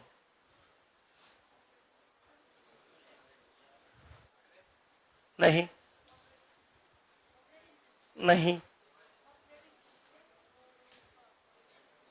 तो हाँ, तो देखो मेरे हिसाब से आप तो ये समझ जाओगे कि प्लेटफॉर्म या आर्किटेक्चर पर डिपेंड नहीं करना, हाँ है ना? पर खेल है सारा का सारा कि प्लेटफॉर्म होता क्या है। बोलो प्लेटफॉर्म का मतलब basic hardware plus OS. Basic hardware plus OS, इसको कहते हैं प्लेटफॉर्म। क्या कहते हैं? प्लेटफॉर्म का वास्तविक जो अपना आम जीवन में मतलब है वो है बेस। क्या है? कि साहब ये देखो मैं जिस पर खड़ा हूं ना, ये प्लेटफॉर्म ही तो कह सकता हूं, ये मेरा प्लेटफॉर्म, ये मेरा बेस है। कोई भी कंप्यूटर बनाने के लिए कम से कम जो हार्डवेयर चाहिए वो बेसिक हार्डवेयर है। कोई बताएगा कि कम से कम कौन से हार्डवेयर चाहिए? मैं नाम ले रहा हूं, आपको बताना वो हार्डवेयर जरूरी है या ऑप्शनल है। पहला सीपीयू, स्पीकर, स्पीकर नहीं है, प्रिंटर जरूरी है या नहीं है? हाँ या नाम बोलते रहना। प्रिंटर, माइक, माउस, अच्छा जरूरी है। मैंने तो एटीएम पर माउस नहीं देखा, मोबाइल में माउस नहीं देखा, क्या माउस जरूरी है? नहीं है। कीबोर्ड जरूरी है। तो जो जरूरी हार्डवेयर है प्लस ओएस, हार्डवेयर चलाने वाला ओएस होगा, इन दोनों के कॉम्बिनेशन को प्लेटफॉर्म कहते हैं। क्या कहते हैं? इसका मतलब अगर मैं बोलूं कि जावा के प्रोग्राम प्लेटफॉर्म इंडिपेंडेंट है, इसका मतलब जावा के प्रोग्राम किसी विशेष प्रकार के ओएस या विशेष प्रकार के हार्डवेयर के अनुसार काम नहीं करते। चाहे कोई भी हार्डवेयर ले आओ, चाहे कोई भी सॉफ्टवेयर ले आओ, चाहे कोई भी ओएस ले आओ, वो अपने हिसाब से काम कर लेगा, उसे रत्ती पर फर्क नहीं पड़ता। सी को फर्क पड़ता है। बोलो, जावा के प्रोग्राम किसी भी ओएस के अनुसार या बेसिक हार्डवेयर के अनुसार या हार्डवेयर पर निर्भर नहीं करते, जबकि सी के प्रोग्राम क्या करते हैं? निर्भर करते हैं। क्या आपको याद है सी में? चलो सी देखते हैं, सी आपको याद है कि नहीं याद है? ये मेरे पास कितने बिट का सिस्टम है? ये कितने बिट का सिस्टम है? तो बताइए, सी में इंट होता है, 16 बिट पर कितने का बनेगा? 16 बिट का ही बनेगा। बोले तो 2 बाइट। 32 बिट पर इंट की साइज क्या आती है? बोलो, जावा को कोई फर्क नहीं पड़ता कि हार्डवेयर क्या है, 32 बिट का या 16 बिट को जावा को कोई फर्क नहीं पड़ता। इसीलिए कहते हैं जावा किस पर निर्भर नहीं करता? हार्डवेयर पर। जावा में इंट होता है, हमेशा कितने का बनेगा? 4 का बनेगा। जावा कहता है कि मैं हार्डवेयर के हिसाब से नहीं बदल सकता, ओएस के हिसाब से नहीं बदल सकता, ये बदलता रहता है सी। कहीं तो 2 बाइट आती, कहीं 4 आती है, और जावा नहीं बदलता। तो मुझे बताइए, जावा के प्रोग्राम ओएस पर या बेसिक हार्डवेयर पर निर्भर करते हैं? नहीं करते। तो आप ये भी तो कह सकते हो कि जावा के प्रोग्राम किसी भी पर्टिकुलर आर्किटेक्चर पर निर्भर, ये आर्किटेक्चर है, क्या जावा के प्रोग्राम किसी आर्किटेक्चर पर निर्भर कर रहे हैं? इसी को कहते हैं आर्किटेक्चर न्यूट्रल होना। इसका आर्किटेक्चर से लेकर कोई लेना देना नहीं है। तो अगर कोई आपको बोले कि जावा के प्रोग्राम प्लेटफॉर्म इंडिपेंडेंट है, उसका मतलब जावा के प्रोग्राम किसी ओएस या हार्डवेयर पर निर्भर नहीं करेगा। कोई भी ओएस ले आओ। जब मैं ये क्वेश्चन कहता हूं तो स्टूडेंट मुझे कहते हैं कि साहब ध्यान से सुना, शायद आपने तो पूछा नहीं है, कि साहब जावा के प्रोग्राम क्या एंड्रॉइड पर चलता है? मैं कहता हूं हाँ। कि साहब आईओएस पर चलता है? मैं कहता हूं हाँ। तो बोले सब फिर तो अलग क्यों बनाते वो लोग, शिफ्ट में क्यों बनाते हैं? यही तो क्वेश्चन है। जावा अगर किसी के पास एप्पल का फोन है, क्या कौन है भाई ये एप्पल वाला? इनके पास जो व्हाट्सएप है ये अलग है, हमारे पास जो व्हाट्सएप है वो जावा से बना हुआ है, इनके पास जो व्हाट्सएप है वो जावा से नहीं बना, वो किससे बना? स्विफ्ट भाषा से। तो क्वेश्चन ये है, क्या मेरा जो व्हाट्सएप है क्या इनके ओएस पर चला सकता हूं मैं? चलना चाहिए ना, यही तो प्लेटफॉर्म इंडिपेंडेंट है। चल सकता था, लेकिन आईओएस वालों ने मना कर रखा है। आईओएस वालों ने क्या कर रखा है? मना कर रखा है कि हम लोग तो नहीं चलाएंगे, हम तो हमारी लैंग्वेज चलाएंगे। चल सकता था अगर उसका ओएस अलाउ करे, पर उन्होंने ओएस ऐसा बनाया ताकि अलाउ नहीं करे। और इसको लेकर काफी लड़ाई चल रही है अभी, आपको पता नहीं है, काफी कमिटी चल रही है इसके ऊपर। तो एप्पल को फोर्स कर रहे हैं कि आप अपनी मोनोपोली हटाओ। पहले तो उसने भाई साहब ने चार्जर वो अपना खुद का अलग निकाला था। एप्पल ने ये क्लेम किया था कि सब हम लोग टेक्नोलॉजी में अलग, हमारा महारत हासिल है।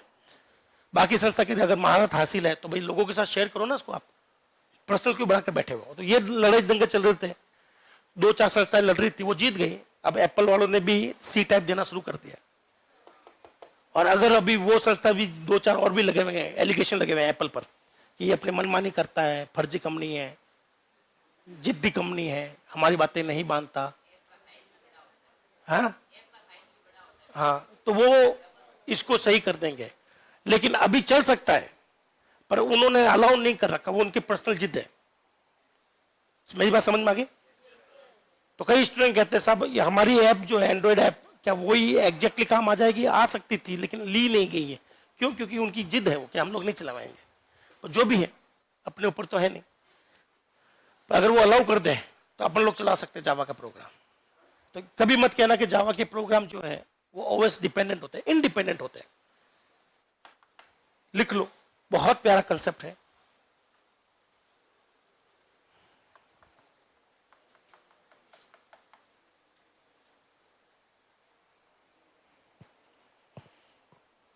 तो प्लेटफॉर्म का मतलब होता है बेसिक हार्डवेयर प्लस ओएस। इस कॉम्बिनेशन को जोड़े को कंप्यूटर बनाने के लिए कम से कम ये दो चीज तो चाहिए होती है। बाकी सारे सॉफ्टवेयर एक्स्ट्रा है, बाकी सारे हार्डवेयर एक्स्ट्रा है।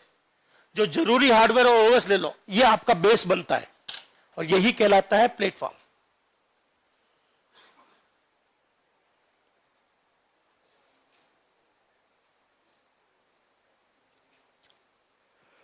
बेसिक हार्डवेयर में सबसे नंबर 1 पर आता है सीपीयू, रैम, रोम। बस मेन तो यही होता है। सीपीयू सबसे मेन होता है। मैं आपको यह भी कह सकता हूं जावा के प्रोग्राम किसी सीपीयू पर डिपेंड नहीं करते।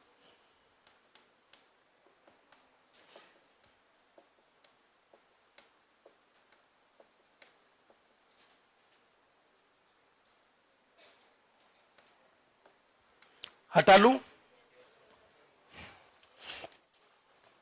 चलिए अगला देखें। मुझे बताइए क्या सी का बिहेवियर कंप्यूटर के आर्किटेक्चर बदलने पर बदलता है? जावा का बदलता है? तो बताइए कौन है जो मशीन डिपेंडेंट है? कौन है जो मशीन डिपेंडेंट नहीं है? ये मशीन डिपेंडेंट है या इंडिपेंडेंट? तो ये मशीन डिपेंडेंट है और ये मशीन। तो सर आपने कहा कि सब ये मशीन नाम क्यों नहीं लेते ये लोग? आप इसको मशीन इंडिपेंडेंट क्यों नहीं लिख देते? मैं इसलिए नहीं लिखता इसको क्योंकि खाली मशीन नहीं है जिस पर हम लोग डिपेंड कर रहे हैं, ओएस भी तो है, दोनों पर डिपेंड नहीं कर रहा। अगर मैं लिखता हूं मशीन इंडिपेंडेंट, इसका मतलब वो हार्डवेयर पर निर्भर नहीं कर रहा। और अगर मैं लिखता हूं मशीन प्लस ओएस पर निर्भर नहीं कर रहा, तो आप कहते हो साहब ये तो बिल्कुल सही है, ओएस पर भी निर्भर नहीं कर रहा। तो मैं मशीन प्लस ओएस लिखूं या सिंगल वर्ड लिख दूं, प्लेटफॉर्म? क्या लिख दूं? तो मेरी बात समझ में आ गई? मशीन डिपेंडेंट का मतलब क्या होता है? हार्डवेयर पर निर्भर करना। मशीन इंडिपेंडेंट मतलब है हार्डवेयर पर निर्भर। तो मशीन इंडिपेंडेंट वर्ड क्यों नहीं लिया हम लोगों ने? क्योंकि हम लोग ओएस पे भी तो निर्भर नहीं कर रहे हैं। तो आपको कैसे जावा खाली हार्डवेयर नहीं देखती, ओएस के ऊपर भी काम करती है कि ओएस पे भी निर्भर नहीं करना। तो हार्डवेयर और ओएस को मिलाकर क्या बोलते हैं? तो याद रखना मशीन सी कैसी भाषा है? मशीन डिपेंडेंट और जावा प्लेटफॉर्म इंडिपेंडेंट। मतलब ये मशीन और ओएस दोनों पर निर्भर नहीं करता। क्या मेरी बात सही है? अब ध्यान से सुनना, ये बनाने की जरूरत नहीं है, ये बनाने की जरूरत नहीं है। जो लिखना है वो एग्जाम माना और वही लिखते अपन लोग। मुझे बताइए सी का प्रोग्राम मुझे इस मशीन के लिए बनाना है, तो क्या यही प्रोग्राम इस मशीन पर काम आएगा या अलग बनाना पड़ेगा? तो सी के 2 प्रोग्राम बनाने पड़ेंगे क्योंकि इसके हिसाब से ये बनेगा, इसके हिसाब से ये बनेगा, हाँ है ना? जावा के कितने प्रोग्राम बनेंगे? 1। क्योंकि इससे कोई फर्क नहीं पड़ता कि मशीन कौन सी है, ये इस पर भी चल सकता है। और इसे कहते हैं प्लेटफॉर्म इंडिपेंडेंट होना, कि ये इस वाली मशीन पे भी निर्भर नहीं कर रहा है, इस पर भी निर्भर नहीं कर रहा, मतलब दोनों पर चल रहा है। इसी को कहते हैं राइट वंस रन एनीवेयर। बोलो जावा के प्रोग्राम,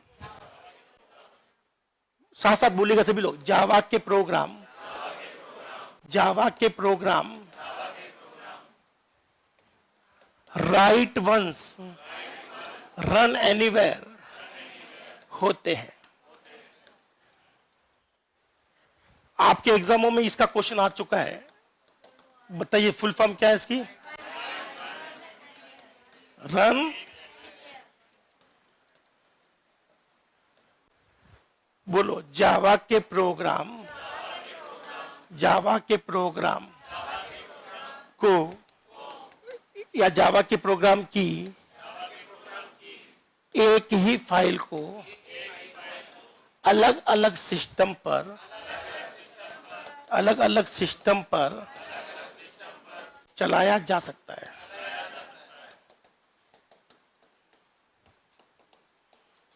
सिस्टम की जगह लिख देना प्लेटफॉर्म, ज्यादा अच्छा रहेगा आपके लिए। बोलो, सी की एक फाइल को अलग अलग प्लेटफॉर्म पर नहीं चलाया जा सकता। तो सी क्या करेगा, बार बार बनाना पड़ेगा। सी को क्या करना पड़ेगा, बार बार बनाना पड़ेगा। इसको एक बार ही बनाना पड़ता है। लिख लो, ये सब एग्जाम की भाषा जो लिख रहा हूं आपके लिए, जो काम का नहीं वो हम लोग छोड़ रहे हैं, सिर्फ समझ कर छोड़ देते हैं। जो क्वेश्चन एग्जाम की लैंग्वेज आती है वही मैं कोशिश कर रहा हूं वैसे की वैसे लिखवाऊं। बाकी समझने के लिए आप लोग जो चाहे समझ सकते हो, पूछ सकते हो। मैं हो सकता है कि 2-3 डायग्राम एक्स्ट्रा बना दूं।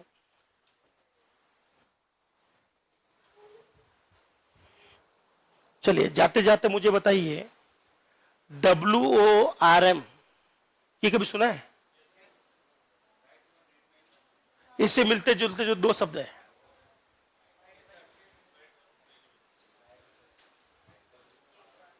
हाँ, इससे मिलते जुलते दो शब्द और हैं, वो भी मैं चर्चा में ले आता हूं ताकि आपको याद रहे।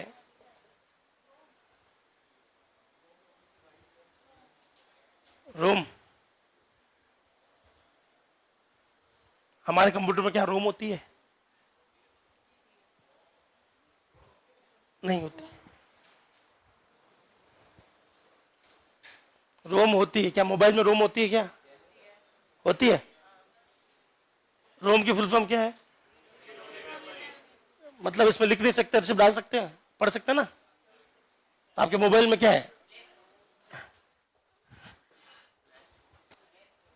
तो टेक्निकल क्लास चल रही है, ठीक है ना? आम भाषा के शब्द यूज ना करें। रोम नाम का कोई शब्द है ही नहीं दुनिया में। जैसे रैम नाम का कोई शब्द नहीं है, या तो एसएम होती है या डी रैम होती है। तो अगर मैं आपसे पूछूं मोबाइल में कौन क्या है, तो रोम नहीं बोलेगा। ये तो नॉन टेक वाले बोलते हैं रोम है सब। तो रोम के 4 टाइप होते हैं। कौन सा टाइप है? फिर रोम का मतलब होता है रीड ओनली, जिसमें मैं लिख नहीं सकता, है ना? जबकि हम अपने मोबाइल की जो रोम है उसमें तो लिख सकते हैं ना, डाटा डाल सकते हैं, स्टोर कर सकते हैं। डबल ईपी रोम बिल्कुल सही आंसर है। क्या होती है?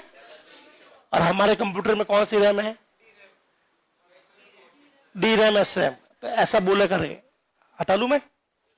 चलो, अब मेरे लिए एक शब्द है, नोट है, क्योंकि वो अपना इससे जुड़ा हुआ शब्द नहीं है, एग्जाम में आता है इसलिए लिखवा रहा हूं। सीईटी 2023 उसमें भी आया था। WORM, क्या नाम है? और एक है WMRM, write once, read many. एक बार लिखे, बार बार पढ़े। राइट मैनी, बार बार लिखे और बार बार पढ़े। एग्जाम्पल बताइए मुझे। एक और रुक जाओ लल्ला। हर वो चीज जिसमें एक बार लिखा जाता है और बार बार पढ़ा जाता है, इसका एग्जाम्पल बताइए।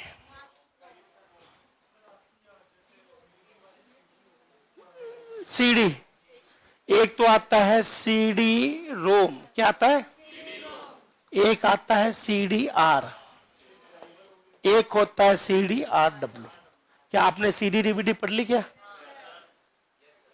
तो CD रोम, CDR यहां जाएंगे और CDM यहां जाएगा। पता चल गया? नहीं पूछोगे तो मैं नहीं बताऊंगा। आपकी यही तो आदत है, आपको आता भी कुछ नहीं है लेकिन पूछते भी तो कुछ नहीं हो। मैं जब ये लिख रहा हूं, आधे लोग सोचते पता नहीं ये क्या है, इसकी फुल फॉर्म याद है? किसको याद नहीं है? ईमानदारी से बताओ। एक ही दोस्त ने हाथ उठाया कि साहब मुझे याद नहीं है। आर की फुल फॉर्म क्या है? रीडेबल, रिकॉर्डेबल है, रीडेबल नहीं है। और इसका क्या है? Read write. आप यहां तो बताओ, आता है या नहीं आता? जल्दी बोल दो। तो ये बोल तो खत्म करो ना, मार खींच। आता भी नहीं है और गलत आंसर भी देना है। बोलो, सीडी के 3 प्रकार हैं। CD रोम, CDR, CDR। बोलो, रीड ओनली मेमोरी। CD की फुल फॉर्म तो पता ना? कॉम्पैक्ट। बोलो, रीड ओनली मेमोरी। ऐसी CD जो कंपनी डाटा डाल के देती है। क्या किसी ने गेम की सीडी खरीदी है? एंटीवायरस की सीडी, किसी भी सॉफ्टवेयर की सीडी खरीदी है तो वो सीडी में डाटा कौन डाल के देता? कंपनी। आप उसको केवल पढ़ सकते हो, लिख नहीं सकते, हाँ ना? ये सीडी रोम है। देखनी है कभी फोटो देखी इसकी? शादी वाली सीडी नहीं आ रहा, वो गलत है, वो सीडी आ रहा है। कौन था वो? अरे वो सीडी रोम, सीडी आ रहा है शादी वाला, क्योंकि वो शादी कोई आगे से करवा के नहीं भेज रहा है, हमें रिकॉर्डिंग करनी है। कुछ भी चिपका देते हो। कोई ढंग की फोटो हो तो इसमें दिख जाए। बोलो, सीडी रोम ऐसी सीडी जो कंपनी डाटा डाल के देगी। तो आपकी जो शादी का वीडियो है वो कंपनी खुद बना के देगी क्या? ये है सीडी रोम, ये कंपनी डाटा डाल के देती है, हमें सिर्फ पढ़ना है। बोलो, ऐसी सीडी जो चकाचक खाली आती है, जिसमें हम लोग रिकॉर्ड करते हैं, वो होती है सीडी आर। तो जब कभी भी किसी की शादी की सीडी बनी हुई तो देख लेना, वो दुकानदार ने, जो भी आपका फोटोग्राफर है, वो खाली सीडी लेके आया दुकान से, उसके ऊपर सीडी आर लिखा था, रिकॉर्डेबल। उसमें फिर आपके वीडियो डाल दिया शादी का, जिसको हम लोग कभी नहीं देखना चाहते, जिसकी मैंने आज तक मेरी शादी की सीडी नहीं देखी। क्यों? वो दर्द दुख याद कर रहे हैं। पहले अच्छा खासा घूम रहा था मैं। बोलो, RW का मतलब रीराइटेबल होता है। बोलो, ऐसी सीडी जिसमें डाटा एक बार डाला जाए, बार बार पढ़ेंगे, इसमें भी डाटा एक बार जाएगा, बार बार पढ़ेंगे, बार बार डाटा लिखो, बार बार पढ़ो। तो बताइए किसमें डाटा बार बार लिखते हैं, बार बार पढ़ते हैं? तो ये है RW। इसमें डाटा बार बार लिखते हो, बार बार पढ़ते हैं। 50 रुपए की आती है। बार बार का मतलब 2 बार ही होता है। कितनी बार? 2 या 3 बार। इसमें डाटा एक बार ही जाता है। इसमें कंपनी डाल के देती है, इसमें हम लोग डालते हैं। ये फुल फॉर्म लिख दो, ये रीड राइट नहीं है, रीराइटेबल है। रीड राइट कर दिया तो गलत हो जाएगा लल्ला, तो ये लिख ले। मतलब हो तो जोरदार हकीम आप, अच्छा लगता है आपको। सच में आपको बैच को पढ़ के बड़ा क्यों सुकून सा लगता है। मतलब प्रॉपरली पता कुछ नहीं है, लेकिन पूछना भी बिल्कुल भी नहीं है। मैं पूछता हूं भाई, या तो आप हमेशा ही बोलो सर आता है, तो आंसर दे, तो नहीं आता तो बोल दो, मैं बता दूंगा थोड़ा शॉर्ट में कि क्या है, रिवीजन हो जाएगा इसी बहाने आपका। पर आप वो भी तो नहीं चाहते ना, तो आप पूछना चाहते हैं ना, आप पूछा करो। मैं आपको पूछने के लिए हमेशा सपोर्ट करता हूं कि जो टॉपिक आपका हो चुका है वो आप पूछ के जाए। मैं दोबारा होगा तो रिवीजन हो जाएगा, उससे ज्यादा बुरा क्या होगा। चलो, क्या आज के लिए तक काफी है? ठीक है राम सर। चलो, कल की क्लास में हम लोग पढ़ेंगे जावा के प्रोग्राम को लिखा कैसे जाता है और चलाया कैसे जाता है। जेवीएम वगैरह कल पढ़ेंगे हम लोग, ठीक है ना भाई।